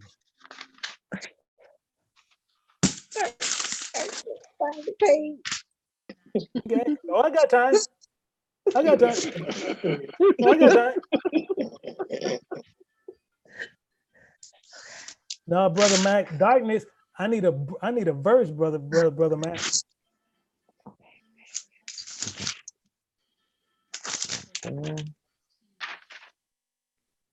And Sister Belinda. Okay. We got Exodus 3:20. Yeah, that's cool. That's cool. I want to know where it came from. Where did this lust of the eyes and of the flesh start working? And seeing Sister Belinda and them, I'm not letting y'all off the hook. I'm not letting off Brother Nick Sunday. I'm not letting off Brother Black. I'm not letting off Brother Yahtzee. I'm not letting off none of y'all. I need some verses. This is not going against you guys, but you guys are sharp enough to get it. I want the verses in there. Thank you very much. I got time. We can wait for you, but I need you to put those verses in there. There's nowhere in the world we need anyone outside to where you're going to go speak to somebody to where we don't need nobody tripping over no verse. We need to make sure when you speak, you know what you're talking about. Thank you, Elder T. Elder T, yeah, Elder T, he gave it. What he said? Genesis 3:6. See, I got my hand on it. Okay, don't waver. Do not never waver. Do not never waver at scripture. I'm not, because I'm right here on this page and I'm looking at it, I'm like, is that what is if I answer that, is he gonna ask me something else? So if you feel you have it, answer it. If you feel you have it, answer it. Okay. So we're gonna look at this and see what it says. So it says, when the woman saw that the tree was good for food, when that was good for food, that was good for knowledge, that it was pleasant to the what? To the eyes, and the tree to be desired to make one wise. She took of the fruit thereof and did eat, and gave also unto her husband with her, and he did eat. Eat mean what? Learn. Exactly the point. So this is why he sat there. So now let's go back to this. The reason in the proposed, why did he put them against the Midianites?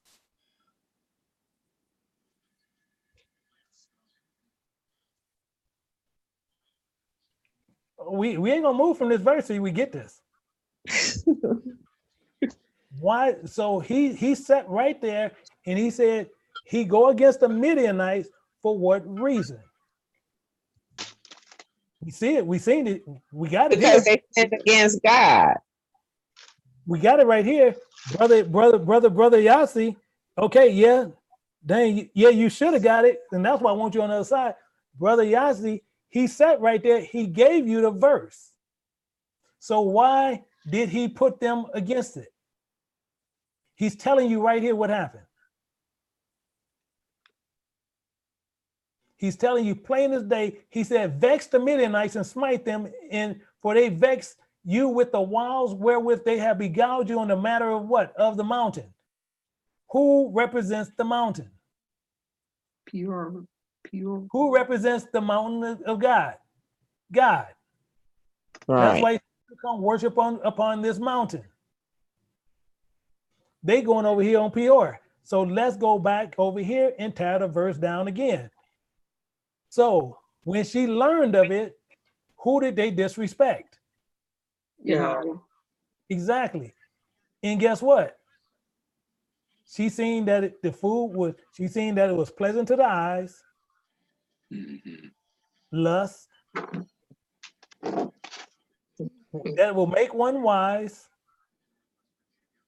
lust. So she took of that fruit, those commandments of learning, and she ate it. She learned of it and then she went and gave it to her dang husband, and he ate it. Right. And that's what I said, but I couldn't find the chapter.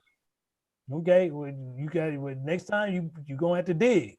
So the same thing is this. So now you know many other verses you can put with this. Mhm. So he's going against the Midianites. So what are Midianites to God? Unrighteous people. Okay. Nothing to them. Heathens. What is they against? What is they to God? Nothing. I need verses. Oh. Okay. I got Marcy. Marcy, come on, you better help him because I need my stuff. I had the heathen, but I gotta get the verse. You had heathen. You said What are Midianites to God? Okay. Brother John Smalls, he can play back there all he wants to. I want my information. Looking for it. Okay. All right. You sound like Barry White. Huh? Yeah, I told you, he got a good voice. He got a good voice. Mhm.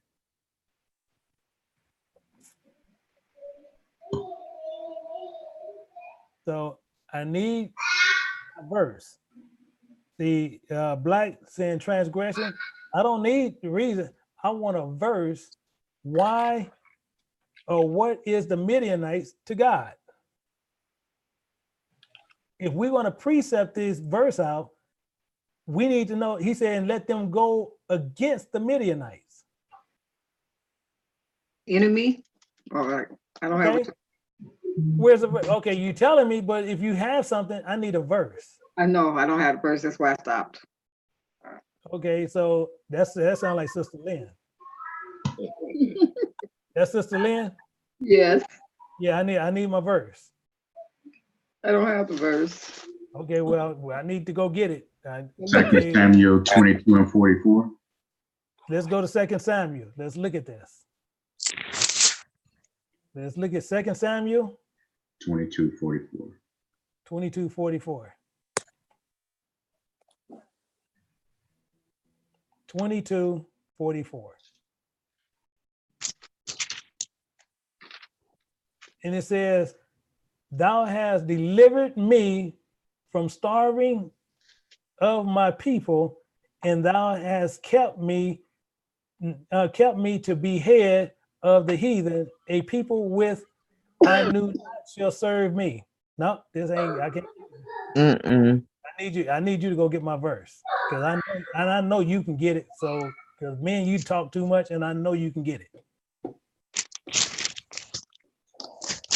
See, now we got Sister Belinda and all them act like they got to sow something. I need them to get my verse. Mm-mm. See, and all they doing, okay, thank you, Sister Carla. Let me go look at Judges. She put Judges 6 and 2. Let's go look at Judges 6 and 2. In 6 and 2, and it says, in the hand of Midian prevailed against Israel. And because of Midianites, the children of Israel made them dens which are in the mountains and caves and strongholds. No, I need to know what is Midian to God.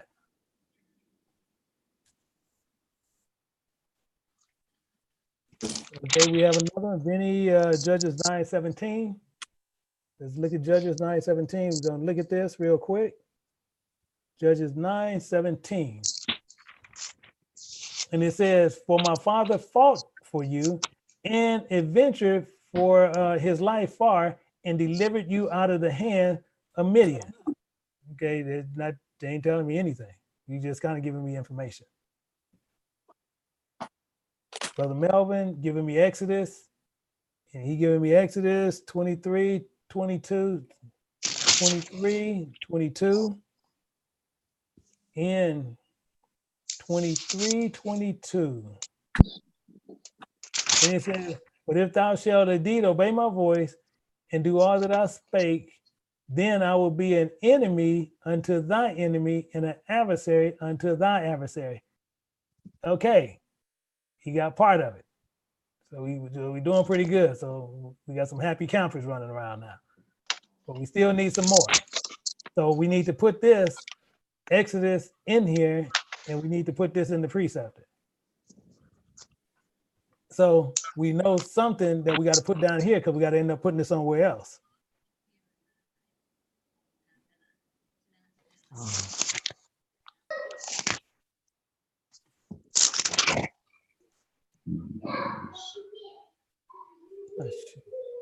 All right.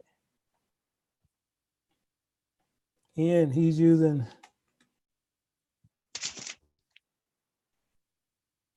Genesis 12:3. Let's go to Genesis 12:3. He said he'll bless them that bless you and curse them that curse you. So they are cursed to him. You ain't telling me nothing about the Midianites.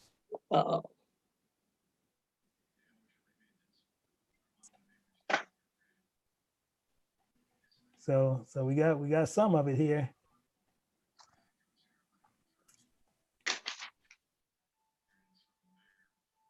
So right here.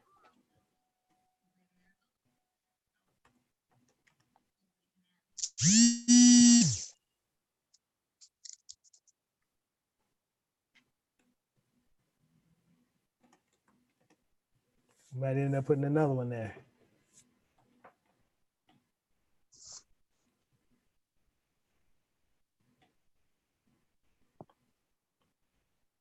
Isaiah 40:15. Let's look at it. Let me see. Isaiah 40:15.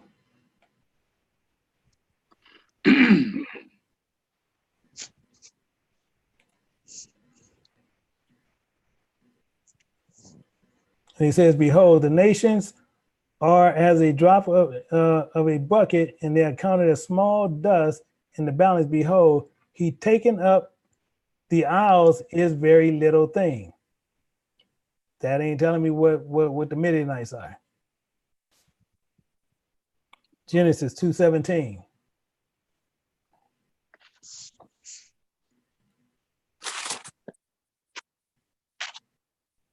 Yeah.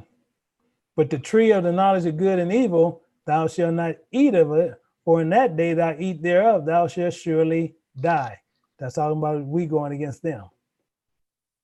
So good verse, and then we got 19:5. And that one we can look at, but that one not going to tell us what we need to know, because I want to know what are the Midianites to God. In verse 5, now therefore, if you obey my voice indeed, keep my covenant. So we see how we run into illusions, but we want to know this is a specific question that comes with a specific answer. So we want to know what is the Midianites to God, even though they from the children, they from the seed of Abraham, but that do not make them a child of God. Can we use Exodus chapter 20, verse 5? 25. Okay. Verse 5. Yeah. Yeah, that's what I said. I'm going there 20.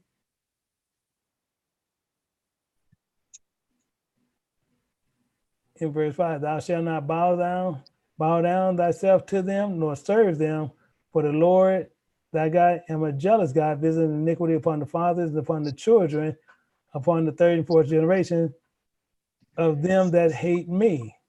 Of them that hate, see, you got a key there. We can't use this, but you got some prudent information right there. Numbers 31:16. But you got some information there. You got some information from there. Behold, I cause children of Israel to go through the counsel of Balaam and commit a trespass against the Lord in the matter of Peor, and in that were a plague among the congregation of the Lord. This is another reason which we can use, my brother. So we can actually use this, but we can't use it where we want to use it. So this here is what they did here. So what we can do is put that right there.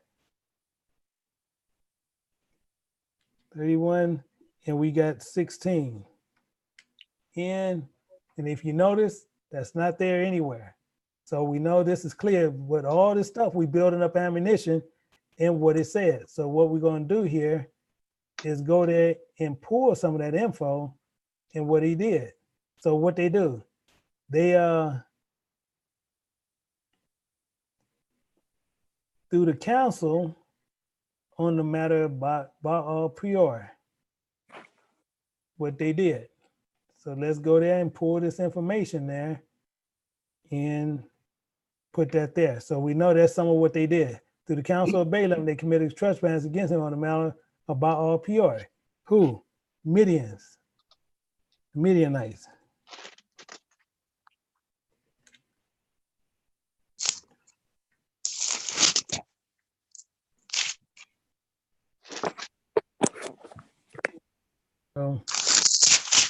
So what are they to God? What are they to God? We have Judges, we have Deuteronomy 6:2. Deuteronomy 6:2. Everybody I see dancing around it. So we're going to get ready to go to another verse. 6:2, and it says that thou might fear the Lord and keep thy statutes. That has nothing to do with what they are to God. I'm asking, what is the Midianites? So we got to understand the question. What are the Midianites to God?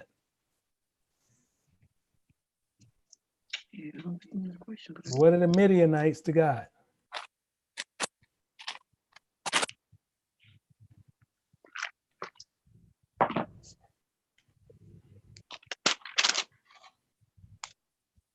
You see, we got a lot of stuff. We see they worshiping, they got us worshiping and doing all this stuff.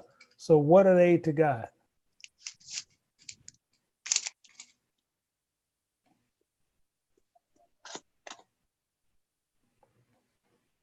What are they to God? And you already see what they did. They got them to go up. They got the children of Israel to go up and worship something that they knew better not to. So what? Yeah, ooh, I need that ooh question. I need that answer. Deuteronomy 32:17. Seem like we just trying to get something to stick right now. 17. Now sacrifice unto devils and not unto God. They ain't talked about sacrifice. And whom they knew not, the new guys that came up newly, whom your fathers feared not. Okay, that's not what we need. I want to know what they are to God. What is Midianites to God? We know what they did, because you get the information on what they did, on what they were doing. It was bringing up new guys to them, and started a whole bunch of just craziness there, and had them doing a whole bunch of stuff that didn't make no sense. Yeah, only come up with Deuteronomy 23:2. No, yeah, we had that one. So what we got to remember is this. This is what we got to remember. We looking at this. We looking at what are the Midianites to God, because he wants you to avenge him on what they had us doing. Now, this is the key.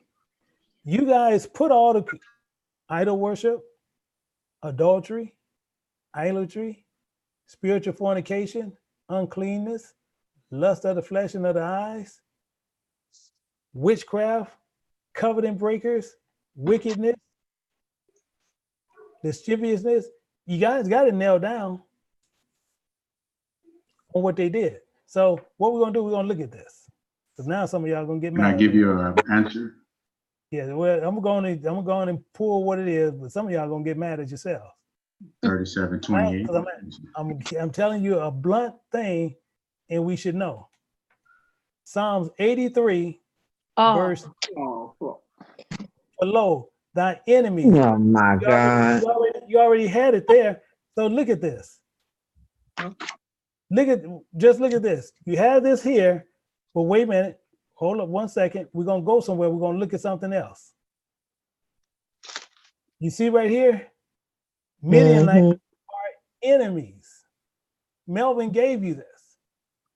They're enemies. But I just didn't know what. So if they're enemies, guess what? Below that, enemies make a tumult. They started a bunch of confusion. They that hate thee had lifted up a head.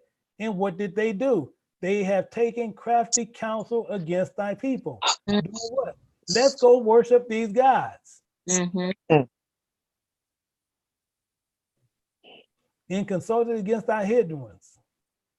To do what? To get us away from our name. They said, come, let us cut them off from being a nation, that the name of Israel be no more in remembrance. This is all what they did. And you already know what to do. How you gonna make this be no more in remembrance? How? How you gonna make this be no more in remembrance? All you do is go right here.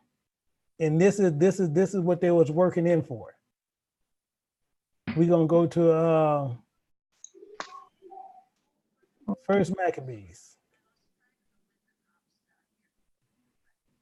And this is how they worked it. And this is why we had a problem we have. Verse 41, moreover, King Antiochus wrote to the whole kingdom that all should be what? One people. One people. So this was the cause of the problem. Meaning what? We fulfilling. How do we know this? We're gonna go right back to, and we precepting all this out. Isaiah 1 verse 3. Isaiah 1 3. What do that say? The ox know his owner and the ass his master's crib, but Israel doesn't not know, my people doeth not consider. This is our problem. Make it even more so. So when Paul came on the scene, what went on? This is all just verbatim. This is all just verbatim. 12:2. What do that say? So you that you were Gentiles carried away unto the dumb idols, even as ye were led. This is basically before I give you understand that no man speak it. All this should have been filled up. Wow. And then if I went up one verse in Genesis, I think that would have fitted too. Instead of using 5, I could have used 4. Yeah, but just what I'm just saying, just on those alone, these are ones just run off the top of your head to where you will fill this up. And all these you transfer here. It's automatic. Why? And the reason why I'm not really using many of my words, because he don't need help to explain anything. You see, he's explaining everything. Because I'm not saying anything. I'm just showing you the verses. So we have to we have to move ourselves out the way and just let him talk, and he's gonna tell you what we're doing. Because he made a promise. He made promises. And we need to know what those promises are. Basically, we're just overthinking. Yeah, Elder T. Yeah, Elder, you said no question is a dumb question. I got a quick question for you. My question would be looking at enemy. And when I was listening to you, because I know how you talk, how you phrase, you said, what are they to the Most High? Will they also be, the Midianites be a stumbling block? 100%. Because what I did was, you know how I think. So you already know how, how, and I looked at, now if I'm wrong, just correct me, please do. I looked at the Council of Balaam, and I was going to Revelations 2 and 14, and that's why I tied into that stumbling block. Okay, let's go to 2:14. Yeah. Let's go to 2:14. Let's go to Revelations 2:14. Because like I said, we got to have an open conversation with it, because We can't pull everything unless we make sure everybody sees it. 2:14, it says, but I have a few things against thee, because thou hast there them that hold to the doctrine of who? Balaam, exactly. They- That's what I saw. Mm. Who taught Balak to cast a stumbling block, that stumbling block before the children of Israel, to eat sacrifice. Exactly. Wow. This is how they catch you up. That's what I saw, Aaron. So I'm not. Well, am I wrong?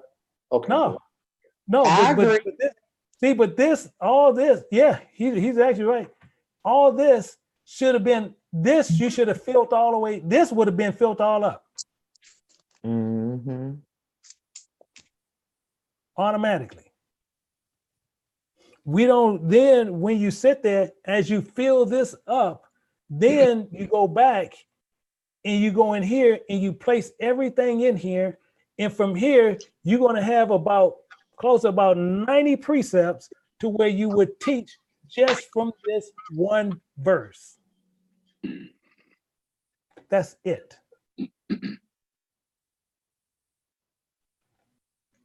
That's why this is so important.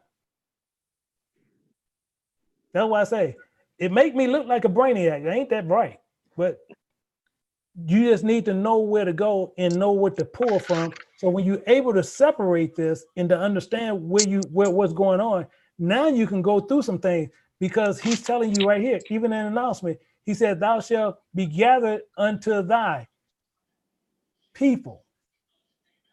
This can go either or. He could switch this on you. How? Are you his people or are you somebody else's people? Because most people will tell you Midian was for God. I tell you that. You got many people. You can go right tomorrow and ask many of your friends and say, was Jethro, Moses' father-in-law, worship the Most High God? I guarantee you 99% of them going to tell you yeah. And you can go right to the verses and pull that you have out that preceptor now and show them he wasn't. Well, even in the movie, he wasn't. Yeah, no, his wife was, because she was talking about that was the guy that they didn't know his name. I'm talking about Jethro wasn't. Oh no, they stayed by that mountain for that reason. Yeah. But now the thing is, what you have to remember on how they use certain languages to keep you kind of tied up and making you think they tie into the right God. So the same thing, I can ask the same question. Did Rachel worship, Rachel, the mother of Joseph and the mother of Benjamin, did she worship the Most High God? No. Exactly the point, that she didn't. She worshiped the God of her fathers. Mm-hmm.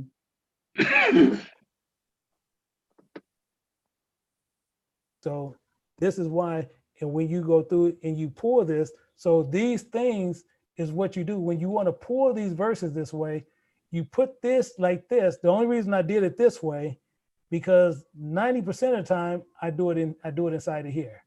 I put all this,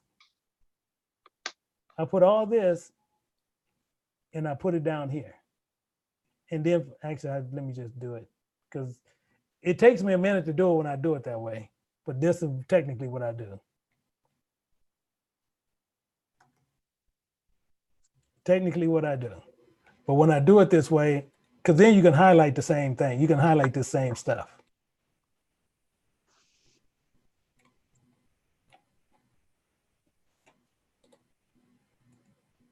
So I can do the same stuff. Now,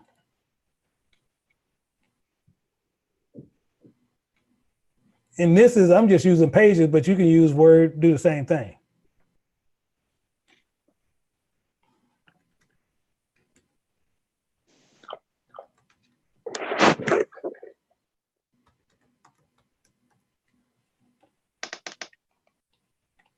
Now, how are you going to stop me from pulling all my precepts? I can nail you to the cross on this alone. So you can add more precepts and more precepts Oh, once you get the if I go through this right now all day, I would have this filled up all the way through, and I have about 4 or 5 of these boxes out full of precepts. Okay, I got a question. Okay, like in Jude 1 verse 15. If I was doing my precept, could I use that as a precept? Jude, or am I going Jude to 1? all? Yeah, verse 15.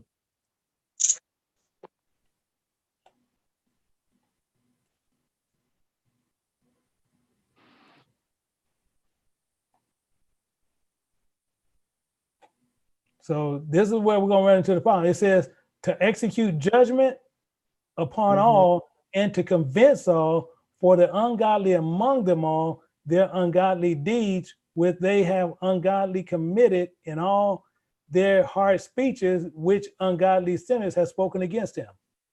So what is that saying? I was thinking it was saying that's the things that they were doing against the Most High God. And that was the Really? same thing that they were doing what we studying. Really?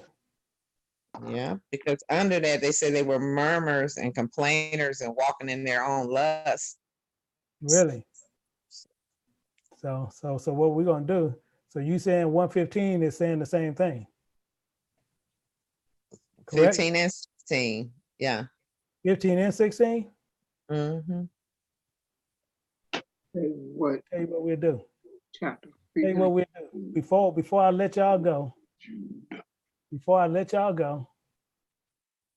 we're going to add a page. Uh-oh. Y'all know the way. Some of y'all who been with me, y'all know how it works. Y'all know how it works. So we ain't gonna sit there and trip. Because it gonna also show a lot of people a bunch of things that's going on. So what we're gonna do, we're gonna look at this. Jude 15 and 16.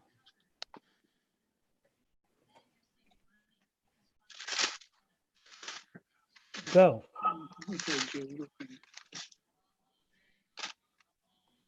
I need to know what goes there.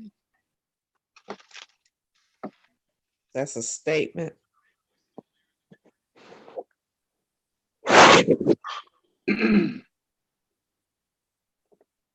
Elaboration. You said you 15 to 16. Yeah, 16, yeah, 15, 16. Chapter. Jude. Okay, I got Jude.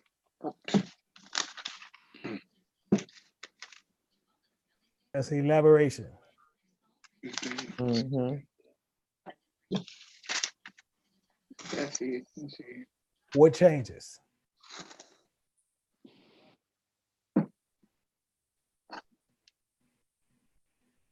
Because it wasn't a statement or a comment. No, because if we go up, let's go up on 15. See, we got to go up on it, or we got to go up and see where did he list out on what he was saying. Okay. Mm-hmm. So what we doing, and I'm going up, and he actually changes twice. Because if you see, okay, let's go to verse 8. You see verse 8? Mm-hmm. Okay, see it says likewise. Yeah. Don't think about that. Now, when you see also these dreamers, Yeah. you see that? Yes. That's the topic, the subject of what's going on. Oh, okay. That's what's going on. These dreamers. Okay. Keep dreamers in mind. What they do. Name them. Give me the first list. Right to the comment. Huh? Defiled their flesh. They defiled their flesh. Exactly. They're a dreamer. What else did they do? Despise dominion and What else? speak Well, no, not and. Oh. What else did they do? speak evil. Dignity. So we know three things they clearly did. And what are they again? Of the flesh. But what are they again? Despise evils. No. Speak What evil. are they? No. What are they? Enemies. No. What are Dreamers. they? Exactly. They're dreamers. Dream. Now, how do you tie dreamers and what you gonna tie dreamers to? That's when I go down to 15 and 16. No. What I was No. just saying. No. We on precepts and stuff today. Oh, okay. So what do these dreamers do? They defile the flesh. Right. Who said that? I did. Clark. Clark. Okay. Sister Clark, I want you to go to Deuteronomy. So we're gonna find out about these dreamers. This is a problem I have with Martin King. This is one of the biggest problems I got with him. Go to Deuteronomy chapter 13, start at verse 1 and read that for me, please. 13 and verse 1. If there arise among you a prophet or a dreamer of dreams, and Go ahead. give thee a sign of a wonder. Go ahead. And the sign of wonder comes to pass, whereof he spake unto thee, saying, Let us go after other gods, And guess what? thou hast not known. That's what he did. That's what he did. Go ahead. And let us serve them. Thou shalt not hearken unto the words of that prophet or that dreamer of dreams. For the Lord your God prove you to know whether ye love the Lord your God with all your heart and with all your soul. Ye shall walk after the Lord your God. Now go back to Jude. Jude. Go back to Jude. Mm-hmm. And go right back to 15. Down to 5. I lose you. I want now tell me about the second item that he had a problem with.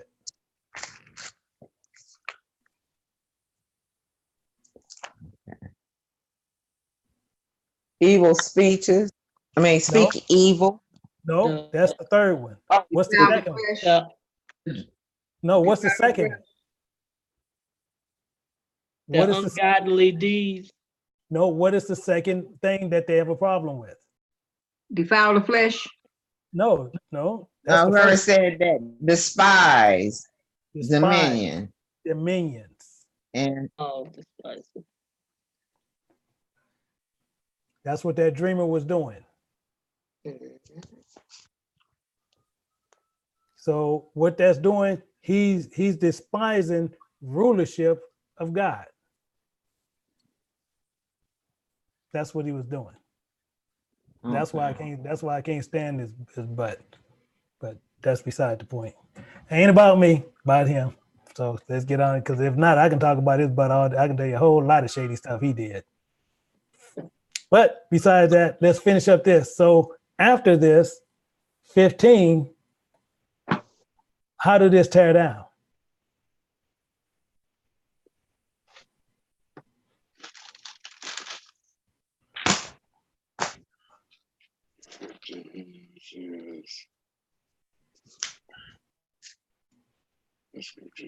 I tell you what, show me one of the points.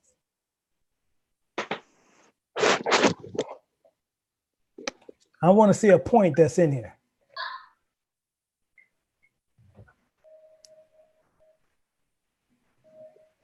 Point was they was speaking ungodly things. Yeah, who said that?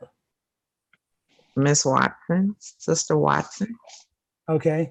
So where are we at on here? I was at Jude 15. I went back down. Okay. Because we was at the dreamer part and you already finished that. And my question was, could I use 15? So then I went back down to 15 because that was the whole. they were just ungodly sinners and had spoken against God. That's one point right there. But where do it break? Where do it break? Walking after their own lusts. No. And mouth speaking great swelling words. No. Mm-mm. I need some help, people. Yes. I don't know where they at.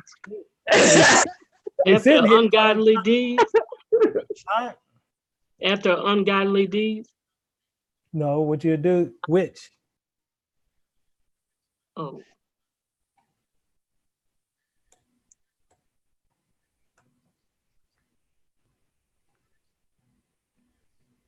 there'd be another point, won't it? At which? Huh? Would that be another point? Oh, sub point. Why I got sub point there? Because it's continued to point out what they was doing. This is your key right there.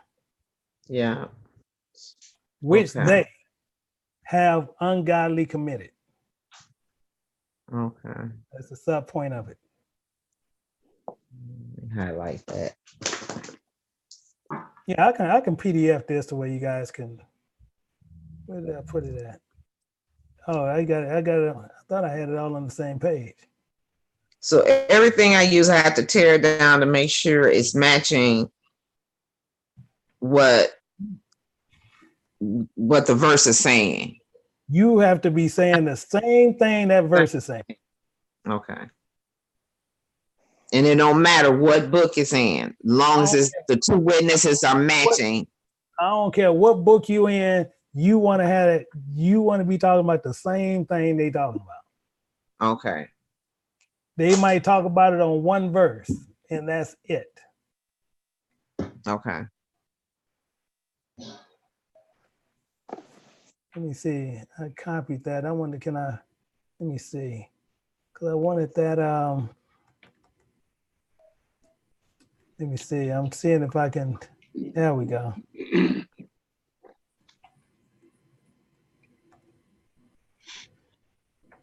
Yeah, okay. So what you look at and what you remember, so the main point is this. The main point always going to take you back to what?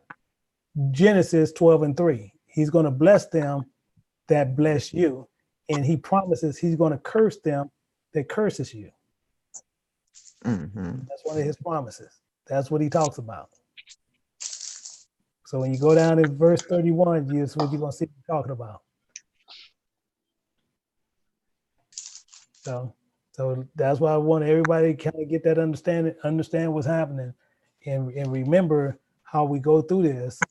But actually, let me PDF this just in case some people want it. I can put it back down to class.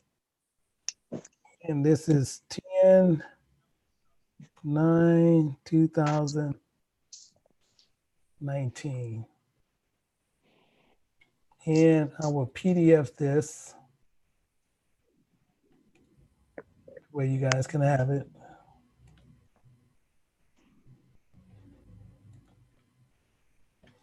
And I got it. So do we have any questions before we go out? I'm good. No question. Yes. Yes. No, I don't have no question. Oh, okay. Okay, no question.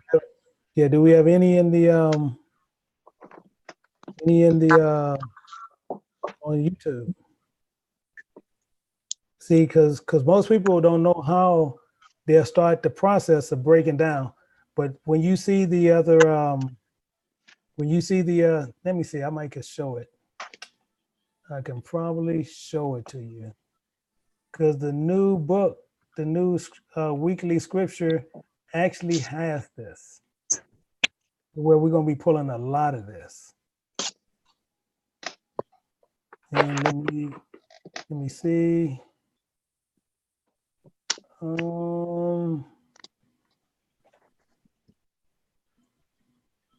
1 second. I know I can do it. I know how I can do this.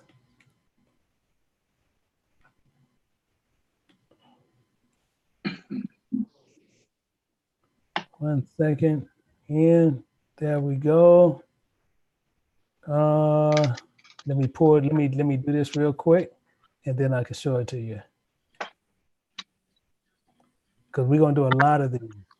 Because what's gonna happen is gonna sharpen you up and do quite a bit for you. So let me do this here. Okay, now let me pull this over.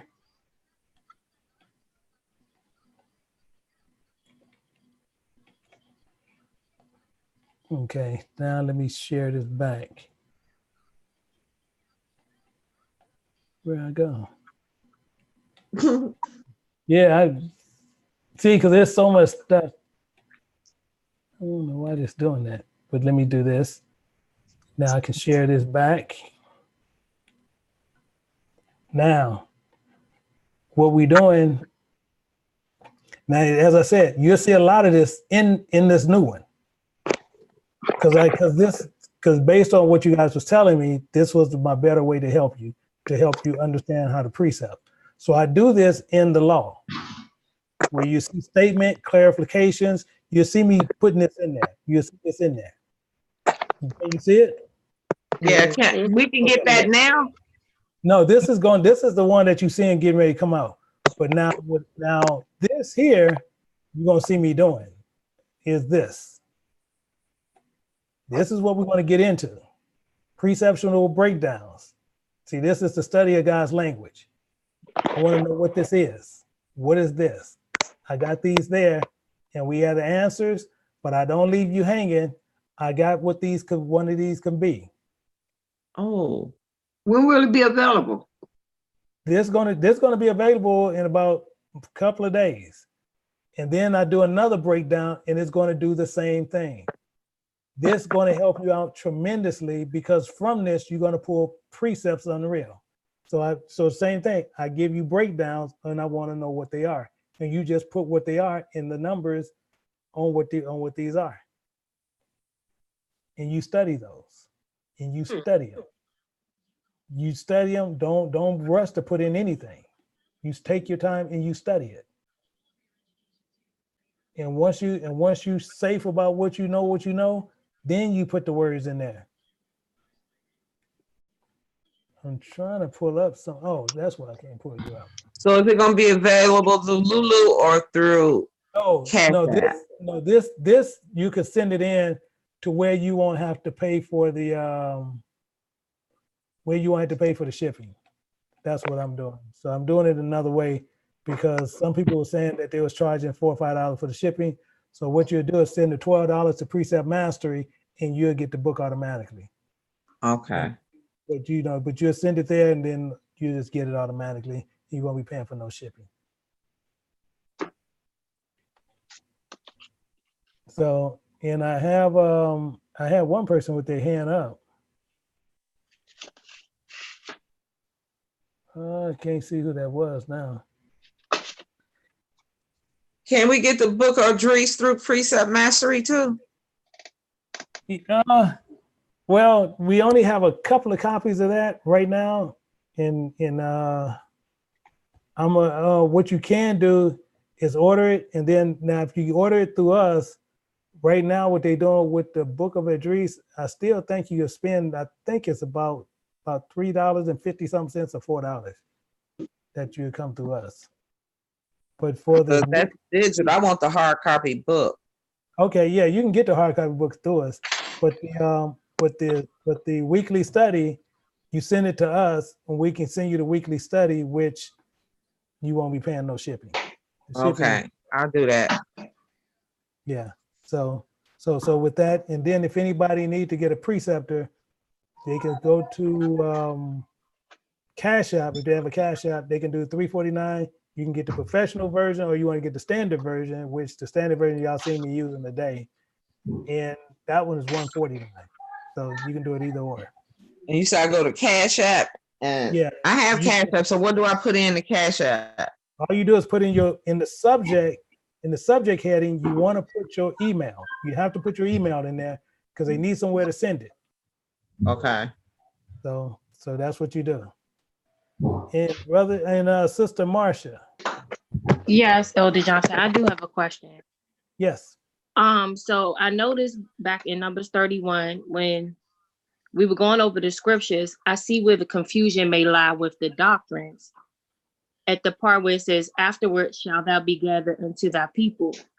So what would naturally happen is when these false teachers teach, they will make it seem like these Midianites are grafted in unto Israel. Yes, you see, now I'm gonna show you right where you go. Now you went in 31 verse, I believe in 31:1 too. Yeah, well, 31:2 is where you, yeah, because it says avenge the children of Israel of the Midianites. Right. But see that extra part afterwards? See, that catches everybody. But most people just read over it. Right. He says, afterwards shall thou be gathered unto thy people. So I'm gonna ask you a question, which you already know the answer to because you already said it. Are Midianites your people? No. Exactly the point. But that is, see, I'm saying that because I've been watching you for some time now. My husband and I was sent to your channel through another brother. And we have removed ourselves from GOCC about a year ago. And they show certain scriptures in one instance saying it's all for Israel, but in another instance it's about these Gentiles. And I never understood that being there. And so I see how this can be used under their doctrine as a thing of them being their people now. Yeah, well, I'll tell you what you do. And see, you say you've been watching a while. Actually, I'm gonna pull it up to where you'll know. And this is something I tell anybody to always hold on to. Always hold on to it. Don't never change from it. You ever change from it, you're gonna get got. I'll tell you that right now. But I'm gonna show you this. And anytime somebody tell you something different than what you already know that's in the scriptures, if you don't know if it's in there, then you stand still. Always remember that, stand still. Say, I gotta go back and look at it. But if you know about it and you know what was said there, remember these two verses in your head. I'm talking about lock them down, put them in there, close it, and they're not going nowhere. Okay. So, and this is what you do. You're gonna go to Psalms chapter 34, and we're gonna go to 89, and I want you to read it yourself. 1 second, let me blow this up some. Okay. So it's already up. So we're gonna go here, 34, 89. I'm gonna wait a minute. 34. Oh, wait a minute, hold it. I done went too far. 34, Psalms 34. Come on, shoot, it ain't letting. I gotta scroll it down. I don't know why it does that sometimes. 34. Oh no, 89. I'm sorry. That's why. 89:34. I'm sorry. I had it right the first time, but I'm in the wrong place. 89:34. Write that down. Okay, I'm writing it down now. Okay. Now I want you to read this. Read verse 34. My covenant will I not break, nor alter the thing that is gone out of my lips. Now, you hold God to that. Right. Telling you plain as day, he's not going to alter nothing. Right. Okay. Now let's go somewhere else. Let's now, go to Malachi. Okay, I was getting ready to say Malachi because that's one thing my husband and I always stood on as we were there because it didn't make sense that this would change like that. We getting ready to clear all this up right now. Got you. You have your pencil, right? Yes. Okay. Read verse 6 for me. Okay. For I am the Lord, I change not. Therefore, ye sons of Jacob are not consumed. Amen. So now we know this, right? Huh? I love that verse. Oh, wait a minute. Oh, we ain't done yet. because I'm gonna make sure she don't forget this. And actually, I just ran through this with somebody else. So what we're gonna do? 1 second, because I got to pull this over because my thing is trying to trip on me. So 1 second. We're gonna go to one more. We're gonna go to one more, and we're gonna get there. Let's go to. Okay. So now let's go. So now you still got your pen? Yes. Okay. So now I'm gonna go to my uncle. I don't know if you ever met him. I'm going to Uncle Idris. All right. Mm-hmm. Let's go. Now I want you to read this for me. If not, I have Alex Haley, the that good speaking voice dude. Very white. I can make him read it if you want to. Yeah. But what I'm gonna do, I'm gonna have you read this. Okay. All right. Now 20. Which one? Start at verse 26. Actually, Okay. no, don't even start there. Let's go up some. Let's Okay. start at verse 24. 24. No, start at 23. Okay, 23. And said, O Lord, thou bearest rule of every wood of the earth, and all the trees thereof. Thou hast chosen the one only vine. Okay, now wait a second. You know how many different types of vines is in the world? Yes. How many vines he said he chosen? One. So he wants you to understand this in the physical to show you what he's talking about in the spiritual. Right. So we know there's all kind of vines out there, but he's saying he chose one vine. Let's read a little more. Read verse 24. And of all lands in the whole world, thou hast chosen the one pit. Go ahead. And all the flowers thereof one lily.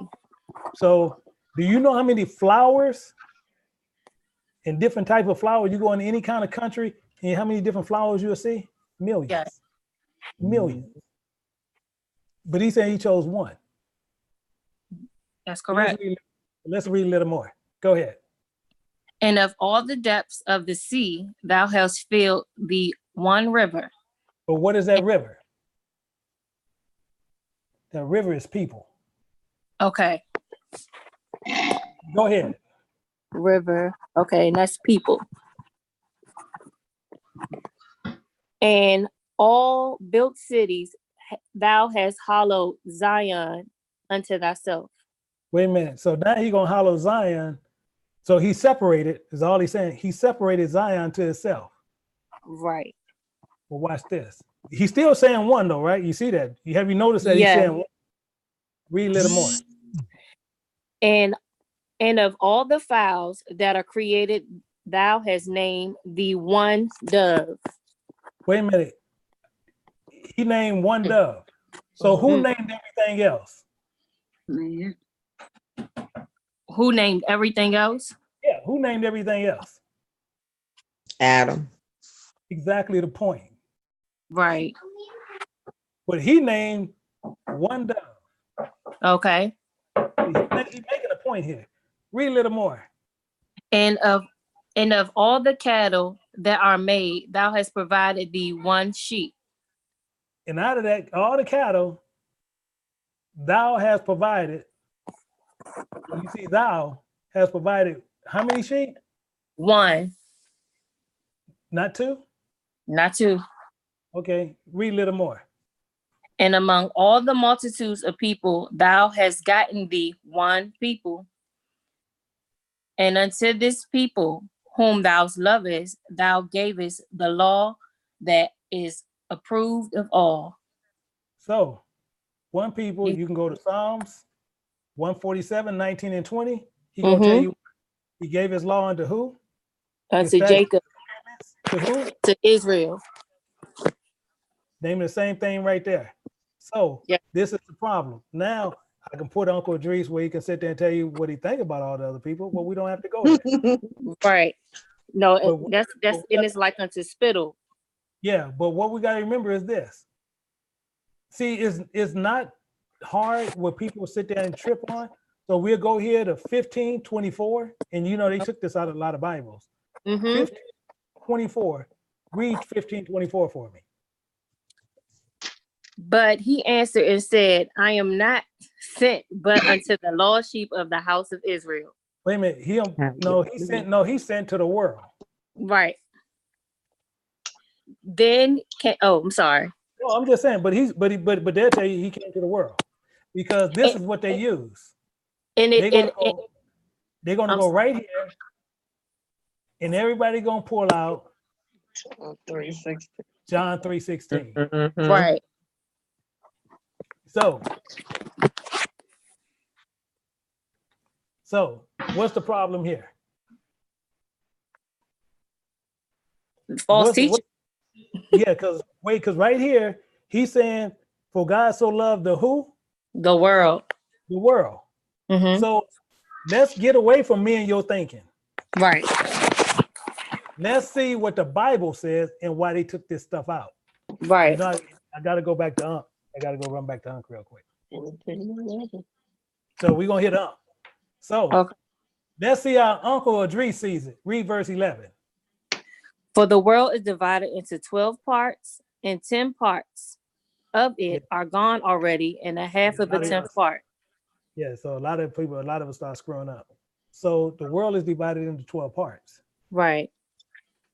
So how is it, and well, we also know a leopard cannot change its spot. So how is it, why we in Americas, why we don't look like something else yet, and we ain't in our land no more? Right. But other people can go in other lands and they change their hair, their skin, everything changes. Mm-hmm. You ever thought about that? Mm-hmm.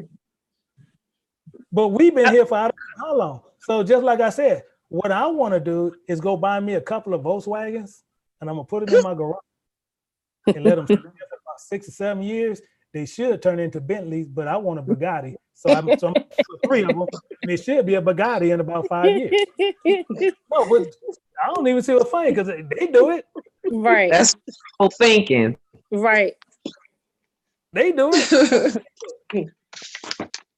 No, So and I understand. I mean, and the good thing is, all praises to the Most High that He's already revealed these things to us, even when we were there. Of course, you get acclimated in being in a church and, you build relationships. But that was one thing that I actually stood up and spoke up against, because at one instance, they were saying, John 3:16, this world is Israel. But then, of course, it changed into everybody else. And I'm like, how in one breath are you saying it's for Israel? In another instance, you're saying it's for everyone else. That's not right. Well, I'm going to show you something. I'm going to show you something where I used to be in the church, but I'm going to show you something. And I want you to never forget this. Okay. See, because we're caught up, we like to mingle with people. Right. Mm-hmm. So I'm going to show you something again. You can see my screen, right? Yes. I want you to read this, and I want you to read this real slow. Okay. This is 1 Corinthians 11. 1 Corinthians 11:34. Okay. Can you tell me what that's? And if any man hunger, let him eat at home. Hold it right there. Okay. What do eat mean? Learn. From the word. So let's read it again with understanding. Okay. Read that again and put what it actually said there. If any man learn, let him. If any man hunger. I'm sorry. If any man hunger, let him eat at home. Yeah, let him learn at home. Right. That ye cannot come together unto condemnation. Exactly the point. So what y'all been doing, what people do, they come together in those churches unto what? Condemnation. Right. So if you look at this, if we tear this verse down and it's saying let him eat at home, let's think about this for a minute. If Paul ain't gonna show up on the scene for 2 years, mm-hmm. and you guys is a box of Cheerios, and it's saying if any one of y'all hunger, let him eat at home. So you gonna starve to death before we get there. So that ain't what he's talking about.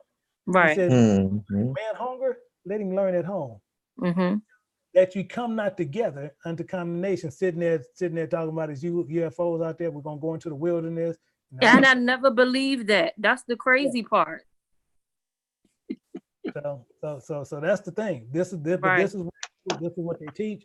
So the same thing as people have a problem, so-called, with me, because they said, I'm teaching against them, and I'm not. I'm teaching against their doctrine. That's right. But for whatever reason, they choose not to speak with me. I don't know why, but they choose not to. But you got to see the Book of Jubilees. And actually, I need everybody to give me an apology, because I'm gonna tell you that book was torture. Torture. When I say torture, torture. I can believe it. Yeah. Thank but- you. I don't go outside of no books, Yeah. but King James Bible. That's it. Well, And that only- was the But Elder Johnson, I got a question. I got a question for you. My son and his wife, they're still in church. So my grandbabies, I help raise him. He just turned 6. So with my walk in faith and the Sabbath and everything and my dietary law, so when a grandbaby is here, he has to do what I do. So he asked me who was Jesus. So I told him who he was. And so every night when we go to bed, we will read the Bible. And he can read really good because he's real smart.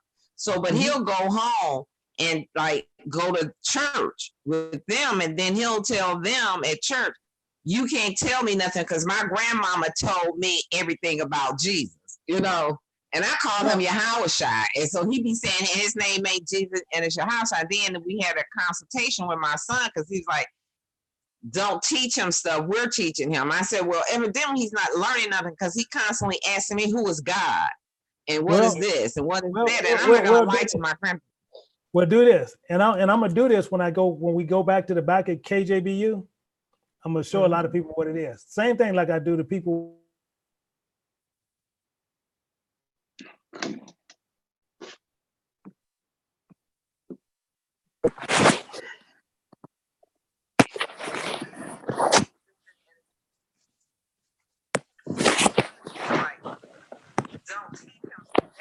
No sound, Elder.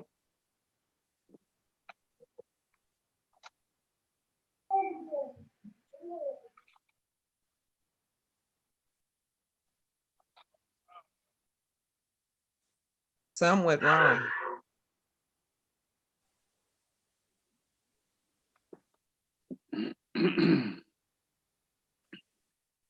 It froze.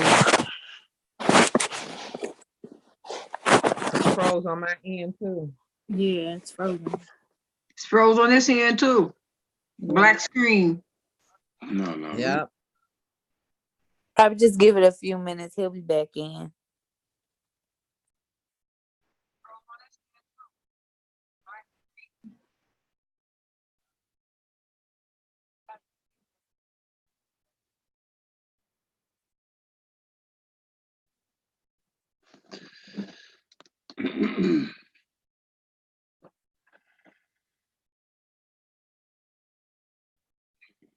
Yeah, because I really need to know what to do.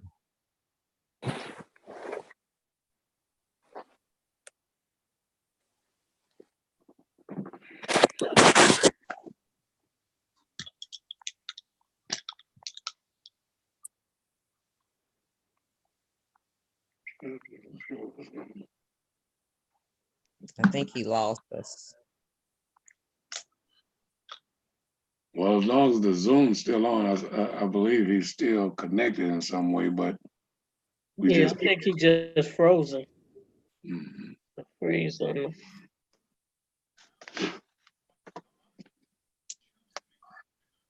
Because we're connected to his webinar. Oh, okay.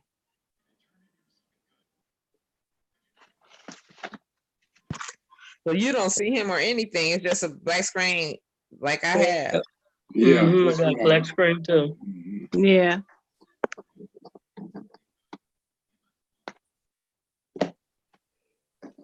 So his webinar is still on because we can hear each other. So we haven't lost contact in that respect, but it's just that we've lost. It's on his end. His,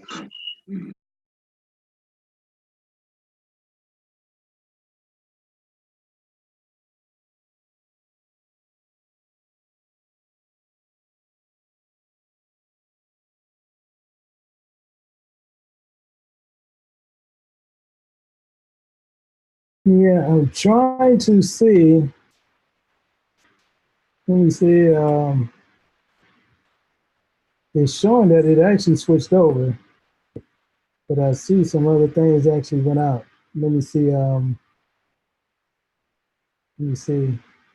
Yeah, well, it went back, but yeah, this thing is actually going back down.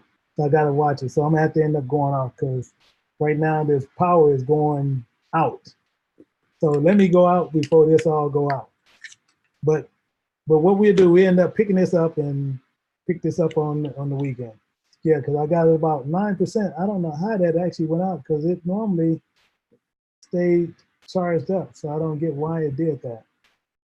So I don't understand why. And so what we'll do, went out. But the main thing is we'll pick it back up. But for some reason, this here with the I'm looking at the power, and I know it stays charged, so I don't know why it actually went down. But one of the main verses I was going to have them read was Matthew 2:23, and then they can actually tell the ask the pastor where is that found, and that's where we can actually shed a lot of that down. So what I'm gonna do, I'm gonna go out because I do know this might go right back out, and we want to make sure to where we don't just shut off again. So with that, we'll finish it on up and go back through everything. So I appreciate everybody that was in there, and I will save those files, and it'll be over there on the in the King James Bible University classroom under the weekly study, the way you can pull it, and then you can actually start going through it. And then actually, if you end up doing it and you post it back in the class, I can actually look at it and I can let you know exactly what it looks like. So the same thing. So if you want to get the preceptor, you can just precept mastery on Cash App, $349 for the professional. Put your email. If you want the standard version, precept mastery for $149. You can get that one. And then once we start doing the books, you can actually do the same thing. You can actually cash up to $12, but you have to put your full address and your name to where we know where to send it. So you can do that too. Or you can just send a check of money order to Precept Mastery, and the address is actually on the site. So those things we can do, but I do appreciate everybody, and make sure when you go through it to where you actually understand how to precept the Bible. Those are what we're going through to where you can understand exactly how to do it. So with that, I'm not going to really try to hold people here because I don't want this to actually go out. So now it seems like it's charging up because I don't know why it did it the other way. But otherwise, I want you guys to sit there and enjoy the rest of your evening and look through it. And then on tomorrow, you'll see that file up there where you can add a file and you can start going through it. So until then, I bid to each and every person. I'm just trying to make sure everybody is good. And so until tomorrow, until this weekend, I bid to each and every person a shalom.